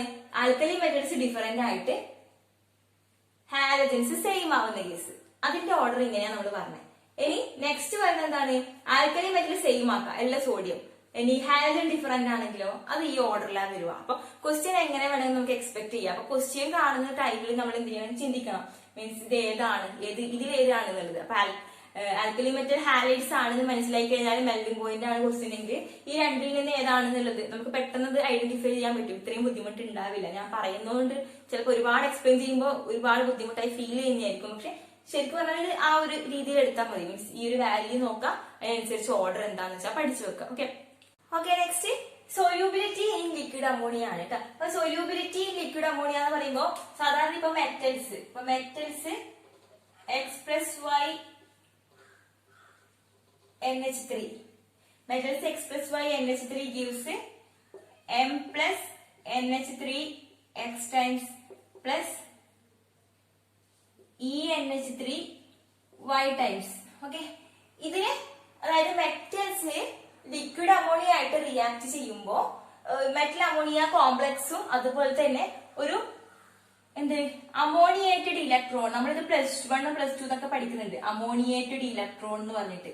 ഓക്കെ അമോണിയേറ്റഡ് ഇലക്ട്രോണിന്റെ ഫോർമേഷൻ, അതായത് അമോണിയ ആയിട്ട് റിയാക്ട് ചെയ്തിട്ടുള്ള, അതായത് ബോണ്ടിങ് ആയിട്ടുള്ള ഒരു ഇലക്ട്രോൺ, അമോണിയേറ്റഡ് ഇലക്ട്രോൺ എന്ന് പറയുന്നത്. സാധാരണ നമ്മൾ ഈ ലിക്വിഡ് അമോണിയന്റെ കേസാണ് ഇങ്ങനെ അമോണിയേറ്റഡ് ഇലക്ട്രോൺ എന്നൊരു ടേം പറയാറുള്ളത്, +2 പഠിക്കുന്നുണ്ട്. അപ്പോൾ ഈ ആൽക്കലി മെറ്റൽസ് ലിക്വിഡ് അമോണിയ ആയിട്ട് റിയാക്ട് ചെയ്യുമ്പോൾ നമുക്ക് അമോണിയേറ്റഡ് ഇലക്ട്രോൺ കിട്ടും. അതെങ്ങനെ നമുക്ക് മനസ്സിലാവുക? കാരണം അതിന്റെ ബ്ലൂ കളർ ആയിരിക്കും, ആ സൊല്യൂഷന്റെ കളർ ബ്ലൂ ആയിട്ട് മാറും. ആ ബ്ലൂ കളറിന്റെ കാരണം ഇതിനകത്ത് അമോണിയേറ്റഡ് ഇലക്ട്രോൺ ഉള്ളതുകൊണ്ടാണ് കേട്ടോ. അപ്പോ ഈ ആൽക്കലി മെറ്റൽസ് ലിക്വിഡ് അമോണിയായിട്ട് റിയാക്ട് ചെയ്യുമ്പോൾ നമുക്ക് അമോണിയേറ്റഡ് ഇലക്ട്രോൺ ഉണ്ടാവും. ഈ അമോണിയേറ്റഡ് ഇലക്ട്രോണിന്റെ കളർ ബ്ലൂ കളർ ആയിരിക്കും. ആ കളർ ബ്ലൂ കളർ ആവാനുള്ള കാരണം എന്താ അറിയോ? സാധാരണ ഇപ്പൊ ഒരു ഇലക്ട്രോൺ ആണ്, ഫ്രീ ഇലക്ട്രോൺ ആണത് അല്ലെ. അപ്പൊ ഈ ഇലക്ട്രോൺ എന്ത് ചെയ്യും? പുറത്തുനിന്ന് ഒരു ലൈറ്റ്, അതായത് മിക്കവാറും റെഡ് റീജിയനിലുള്ള ഒരു ലൈറ്റിനെ അബ്സോർബ് ചെയ്തിട്ട് എക്സൈറ്റഡ് സ്റ്റേറ്റിലേക്ക് പോകും. പിന്നെ ഡി എക്സൈറ്റ് ചെയ്തിട്ട് ഗ്രൗണ്ട് സ്റ്റേറ്റിലേക്ക് വരുമ്പോൾ എമിറ്റ് ചെയ്യുന്നതിന്റെ കളർ എന്തായിരിക്കും? ഈ റെഡിന്റെ കോംപ്ലിമെന്ററി കളർ ആയിട്ടുള്ള ആ വയലറ്റ് ബ്ലൂ ആ ഒരു റീജിയനിലുള്ള ഒരു കളർ. ഓക്കെ അപ്പൊ ബ്ലൂ കളറുടെ സൊല്യൂഷൻ ആയിരിക്കും നമുക്ക് കിട്ടുക. അപ്പൊ എന്താണ്? അതായത് ഇവിടെ ഒരു അമോണിയേറ്റഡ് ഇലക്ട്രോൺ ഉണ്ടാവും, ഫ്രീ ഇലക്ട്രോൺ ആണ്. ഈ ഇലക്ട്രോൺ എന്ത് ചെയ്യും? എക്സൈറ്റഡ് സ്റ്റേറ്റിലേക്ക് പോകും. എങ്ങനെ? റെഡ് റീജിയനിലുള്ള ലൈറ്റിനെ അബ്സോർബ് ചെയ്തിട്ട്. ഓക്കെ അപ്പൊ ഡി എക്സൈറ്റ് ചെയ്യുമ്പോൾ കോംപ്ലിമെന്ററി കളർ, റെഡിന്റെ കോംപ്ലിമെന്ററി കളർ ആയ ബ്ലൂ കളർ എമിറ്റ് ചെയ്തിട്ട് ബ്ലൂ കളറുടെ സൊല്യൂഷൻ നമുക്ക് കിട്ടും. അതുകൊണ്ടാണ് അമോണിയേറ്റഡ് ഇലക്ട്രോൺ ഉണ്ടാകുമ്പോൾ ബ്ലൂ കളർ കിട്ടുന്നത്. പിന്നെ ഈ ഒരു കേസിൽ പറയാനുള്ളത്, അമോണിയേറ്റഡ് ഇലക്ട്രോൺ എന്ന് പറയുമ്പോൾ ഫ്രീ ഇലക്ട്രോണിക് ആണ്. അതുകൊണ്ട് ഈ സൊല്യൂഷൻ എന്തായിരിക്കും? കണ്ടക്ടിങ് ആയിരിക്കും. ഓക്കെ കണ്ടക്ടിങ് ആയിരിക്കും. അതുപോലെ പാരാമാഗ്നറ്റിക് ആയിരിക്കും. പാരാമാഗ്നറ്റിക്. ഓക്കെ അതായത് അൺപെയ്ഡ് ഇലക്ട്രോൺ ഉണ്ട്, അതുകൊണ്ട് തന്നെ അത് കണ്ടക്ടിങ് ആയിരിക്കും, പാരാമാഗ്നറ്റിക് ആയിരിക്കും. പിന്നെ റിഡ്യൂസിങ് ക്യാരക്ടർ കൂടും. ഈ എക്സ്ട്രാ ഇലക്ട്രോൺ ഉള്ളതുകൊണ്ട് തന്നെ അതിന്റെ റിഡ്യൂസിങ് ക്യാരക്ടർ എന്ത് ചെയ്യും? കൂടും. അപ്പൊ ഇത്രയും കേസാണ് ലിക്വിഡ് അമോണിയന്റെ കേസിൽ പറയാൻ. അതായത് അത് ഇങ്ങനെ മെൻഷൻ ചെയ്യാൻ കാരണം എന്താണെന്ന് അറിയോ? കാരണം നമ്മൾ ഓരോ പോയിന്റും മെൻഷൻ ചെയ്ത് പറയാൻ കാരണം ഒരു കുട്ടി ക്വസ്റ്റ്യൻ ആയിരിക്കും വരിക. ആ ക്വസ്റ്റ്യനിൽ 4 ഓപ്ഷൻസ് തരും. അപ്പൊ ഓരോ ഓപ്ഷൻ എന്ന് പറയുന്നത് ഗ്രൂപ്പ് 1 എലമെന്റ്സിൽ നിന്ന് ഏതെങ്കിലും ഒരു ഏരിയയിലായിരിക്കും. വേറൊരു ഓപ്ഷൻ ഗ്രൂപ്പ് 2 എലമെന്റ്സ് എന്നായിരിക്കും. പിന്നെ പി ബ്ലോക്ക് എന്നായിരിക്കും വരും. അപ്പൊ ഏതൊക്കെയാണ് കറക്റ്റ്? മൾട്ടിപ്പിൾ സെലക്ഷനിലാണെങ്കിൽ ഏതൊക്കെ കറക്റ്റ് എന്ന് ചോദിക്കാം അല്ലെ. പിന്നെ മൾട്ടിപ്പിൾ ചോയ്സ് ആണെങ്കിൽ ഏതെങ്കിലും ഒന്ന് കറക്റ്റ് ഇട്ട് അത് സെലക്ട് ചെയ്യാന്ന് പറയും. അപ്പൊ നമുക്ക് കറക്റ്റ് ആയിട്ടുള്ള ഒന്ന് സെലക്ട് ചെയ്യണമെങ്കിൽ അറിഞ്ഞിരിക്കണം അല്ലെ ഏതൊക്കെയാണ് കറക്റ്റ്. ഇപ്പൊ മൾട്ടിപ്പിൾ സെലക്ഷൻ ആ ചോദിക്കുന്നെങ്കിലോ ചിലപ്പോൾ 4ഉം കറക്റ്റ് ആവാൻ ചാൻസ് ഉണ്ട്. അപ്പൊ 4ഉം ശരിയാണോ തെറ്റാണോ എന്നുള്ളതിന്റെ കറക്റ്റ് ബോധ്യം നമുക്ക് ഉണ്ടായിരിക്കണം. അതുകൊണ്ടാണ് ഒരു പോയിന്റ് വിടാതെ പറയുന്നത്. ചിലപ്പോൾ ഈ ലിക്വിഡ് അമോണിയ എന്തെങ്കിലും ഈ അമോണിയേറ്റഡ് ഇലക്ട്രോണിന്റെ ഭാഗത്ത് നിന്നായിരിക്കും ക്വസ്റ്റ്യൻ വരിക. അപ്പൊ അത് പാരാമാഗ്നറ്റിക് ആണോ കണ്ടക്ടിങ് ആണോ ചിലപ്പോൾ അങ്ങനെ ആയിരിക്കും. അപ്പൊ ചിലപ്പോൾ പറയും സോഡിയം മെറ്റല് ലിക്വിഡ് അമോണിയ ആയിട്ട് റിയാക്ട് ചെയ്യുമ്പോൾ നമുക്ക് കണ്ടക്ടിങ് ആയിട്ടുള്ള സൊല്യൂഷൻ കിട്ടുന്നു. അത് റൈറ്റ് ആണോ റോങ് ആണോ എന്നുള്ളത്. അപ്പൊ നമുക്കത് അറിഞ്ഞിരിക്കണം. കാരണം അത് റിയാക്ട് ചെയ്യുമ്പോൾ നമുക്ക് അമോണിയേറ്റഡ് ഇലക്ട്രോൺ ആണ് കിട്ടുന്നത്. അമോണിയേറ്റഡ് ഇലക്ട്രോൺ ആയതുകൊണ്ട് തന്നെ അത് കണ്ടക്ടിങ് ആണ്, പാരാമാഗ്നറ്റിക് ആണ്, റിഡ്യൂസിങ് ക്യാരക്ടർ ഒക്കെ ഉണ്ട്. അപ്പൊ ഇതൊക്കെ നമ്മൾ എന്ത് ചെയ്യുക? ആ പോയിന്റ്സ് അതിന്റെ കൂട്ടത്തിൽ എഴുതി വെക്കുക. കാരണം ക്വസ്റ്റ്യൻസ് എങ്ങനെ വന്നു കഴിഞ്ഞാലും നമുക്ക് ആൻസർ ചെയ്യാൻ പറ്റണം. അതാണ് ലക്ഷ്യം കേട്ടോ. നെക്സ്റ്റ് എന്ന് പറഞ്ഞു കഴിഞ്ഞാൽ nature of carbonates and bicarbonates. അപ്പൊ കാർബണേറ്റ്സും ബൈകാർബണേറ്റ്സും ഫോം ചെയ്യാനുള്ള സ്റ്റെബിലിറ്റി ഓർഡർ. ഇപ്പൊ ഓർഡർ ഓഫ് സ്റ്റെബിലിറ്റി കാർബണേറ്റ്സിന്റെ കേസിൽ പറയാം. അപ്പൊ ഓർഡർ ഓഫ് സ്റ്റെബിലിറ്റി, അപ്പൊ lithium carbonate Li2CO3 greater than Na2CO3 greater than K2CO3 caesium. Okay caesium 2CO3. അതായത് ഇതാണ് കാർബണേറ്റിന്റെ സ്റ്റെബിലിറ്റി ഓർഡർ. അപ്പൊ മോസ്റ്റ് സ്റ്റേബിൾ കാർബണേറ്റ് എന്ന് പറയുന്നത് ഏതായിരിക്കും? സീഷ്യം കാർബണേറ്റ് ആയിരിക്കും. അപ്പൊ ഗ്രൂപ്പിൽ താഴോട്ട് പോകുന്നവർ കാർബണേറ്റിന്റെ സ്റ്റെബിലിറ്റി കൂടും. ഇനി സൊല്യൂബിലിറ്റി ഓർഡർ ഇതാണ് ഒരു ക്വസ്റ്റ്യൻ ചോദിച്ചിരുന്നു. ഏതൊരു മുന്നേ ഒരു ക്വസ്റ്റ്യൻ പേപ്പറിൽ ഉണ്ടായിരുന്നു സൊല്യൂബിലിറ്റി ഓർഡർ. സൊല്യൂബിലിറ്റി ഓർഡർ എന്ന് പറയുന്നത് ഇത് തന്നെയാണ്. La2CO3 Na2CO3 K2CO3 Rb2CO3 CS2CO3. ഇനി ബൈകാർബണേറ്റ് ആണെങ്കിലോ LiHCO3, NaHCO3, KHCO3, etc. Okay, CsHCO3. അതായത് ഇതേപോലെ തന്നെയാണ്, ഓർഡർ സെയിം ആണ്. ഇപ്പോ സ്റ്റെബിലിറ്റി ഓഫ് കാർബണേറ്റ് ചോദിച്ചാലും സൊല്യൂബിലിറ്റി ഓഫ് കാർബണേറ്റ് ചോദിച്ചാലും ഓർഡർ എന്ന് പറയുന്നത് എന്താണ്, സെയിം തന്നെയാണ്. ഓക്കെ, അപ്പോ മോസ്റ്റ് സൊല്യൂബിൾ ആരാണ്, സിഷിയം ബൈകാർബണേറ്റ് അല്ലെങ്കിൽ സിഷിയം കാർബണേറ്റ്, ഇതാണ് മോസ്റ്റ് സൊല്യൂബിൾ. ഇപ്പൊ അതിന്റെ സൊല്യൂബിലിറ്റി ഓർഡർ എങ്ങനെയായിരിക്കും എന്നാണ് ക്വസ്റ്റ്യൻ എങ്കിൽ ഓർഡർ ഇങ്ങനെ തന്നെയാണ്. ഗ്രൂപ്പിൽ താഴോട്ട് പോകുന്നതോറും എന്ത് ചെയ്യും, സൊല്യൂബിലിറ്റി ഇൻക്രീസ് ചെയ്യും. അതുപോലെ അതിന്റെ ഓർഡർ ഓഫ് സ്റ്റെബിലിറ്റി എങ്ങനെയാണ്, ഗ്രൂപ്പിൽ താഴോട്ട് പോകുന്നതോറും അതിന്റെ സ്റ്റെബിലിറ്റി ഇൻക്രീസ് ചെയ്യും. അപ്പൊ കാർബണേറ്റ്സിന്റെയും ബൈകാർബണേറ്റ്സിന്റെയും കേസിൽ അതിന്റെ സ്റ്റെബിലിറ്റി എങ്ങനെയാണ്, സൊല്യൂബിലിറ്റി ഓർഡർ എങ്ങനെയാണെന്നുള്ളത് എന്ത് ചെയ്യുക, നോട്ട് ചെയ്ത് വെക്കാം. ഓക്കെ, അപ്പൊ ചിലപ്പോ കാർബണേറ്റ്സിന്റെ മിക്കവാറും ക്വസ്റ്റ്യൻസ് കാണാറുണ്ട്. അപ്പൊ കൂടുതലായിട്ടൊന്നും അതിനെ കുറിച്ച് പറയാനില്ല. എന്നാൽ ഈ ഒരു ഓർഡർ ഗ്രൂപ്പിൽ താഴോട്ട് പോകുന്നതോറാണ് കാർബണേറ്റുമായിട്ട് സ്റ്റേബിൾ ആയിട്ടുള്ള കോമ്പൗണ്ട് ഫോം ചെയ്യാനുള്ള ടെൻഡൻസി കൂടുക. അതുകൊണ്ട് തന്നെ അതിന്റെ സൊല്യൂബിലിറ്റി ഓർഡർ പറയുമ്പോൾ വാട്ടറിലുള്ള സൊല്യൂബിലിറ്റി ആണെങ്കിലോ സൊല്യൂബിലിറ്റി ഓർഡർ പറയുമ്പോഴും സെയിം ഓർഡർ തന്നെയാണ് പറയുന്നത്. ഓക്കെ, സൊല്യൂബിലിറ്റി ഓർഡർ അധികവും ക്വസ്റ്റ്യൻസിൽ കണ്ടിട്ടുണ്ട്. അപ്പൊ ഈ ഒരു ഓർഡർ എന്ത് ചെയ്യുക, അങ്ങനെ തന്നെ പഠിച്ചു വെച്ചാൽ മതി. അപ്പൊ ഗ്രൂപ്പ് 1 എലമെന്റ്സിന്റെ ഫിസിക്കൽ പ്രോപ്പർട്ടീസ് കുറെ നമ്മൾ പറഞ്ഞു. അരമണിക്കൂറോളം ഫിസിക്കൽ പ്രോപ്പർട്ടീസ് നമ്മൾ പറഞ്ഞു. നെക്സ്റ്റ് ഹാഫ് ആൻ അവറോളം നമ്മൾ പറഞ്ഞത് കെമിക്കൽ പ്രോപ്പർട്ടീസ് ആണ്. ഓക്കെ, അപ്പൊ ഇത്രയാണ് ഇപ്പോ 10 കാര്യങ്ങളാണ് കെമിക്കൽ പ്രോപ്പർട്ടീസിന്റെ കേസിൽ നമ്മൾ പറഞ്ഞത്. ഇപ്പൊ നിർത്താറായി. ഇനി ഗ്രൂപ്പ് 1 എലമെന്റ്സിന്റെ കേസിൽ അതിന്റെ ഇമ്പോർട്ടന്റ് ആയിട്ടുള്ള കുറച്ച് കോമ്പൗണ്ട്സിന്റെ എന്താണ് കെമിക്കൽ ഫോർമുല, അതിന്റെ നെയിം, അത് മാത്രം ജസ്റ്റ് അത് മാത്രം പറഞ്ഞിട്ട് നിർത്താം.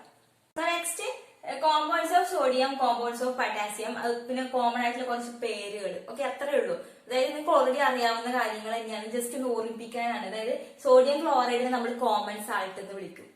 സോഡിയം ഹൈഡ്രോക്സൈഡ് കാസ്റ്റിക് സോഡ അല്ലെ. സോഡിയം കാർബണേറ്റ് 10H2O, അതായത് Na2CO3 10H2O നമ്മൾ വാഷിംഗ് സോഡ എന്ന് പറയും. സോഡിയം ബൈകാർബണേറ്റിനെ ബേക്കിംഗ് സോഡ. ഓക്കെ, അപ്പൊ ഈ പേരുകളൊന്ന് പഠിച്ചു വെക്കാൻ, എങ്ങാനും മീൻസ് ഫോർമുല തന്നിട്ട് ഏതാണെന്ന് ഐഡന്റിഫൈ ചെയ്യാൻ അങ്ങനത്തെ ഒരു സിമ്പിൾ ആയിട്ടുള്ള ക്വസ്റ്റ്യൻ വരുവാണെങ്കിൽ ബേസിക് ആയിട്ടുള്ള ഒരു ഐഡിയ ഉണ്ടാവുന്നത് എപ്പോഴും നല്ലതാണ് അല്ലെ. അപ്പൊ sodium chloride common salt, sodium hydroxide caustic soda, sodium carbonate washing soda, sodium bicarbonate baking soda അറിയായിരിക്കും. Next compounds of potassium. Potassium ഹൈഡ്രോക്സൈഡിനെ കോസ്റ്റിക് പൊട്ടാഷ് എന്ന് പറയും. അതായത് ഇവിടെ കോസ്റ്റിക് സോഡ എന്ന് പറഞ്ഞാൽ ഇവിടെ കോസ്റ്റിക് പൊട്ടാഷ് എന്ന് പറയും. പിന്നെ പൊട്ടാഷ്യം കാർബണേറ്റിനെ പേൾ ആഷ് എന്ന് പറയും. ഓക്കെ, പൊട്ടാഷ്യം കാർബണേറ്റിനെയാണ് പേൾ ആഷ് എന്ന് പറയാം.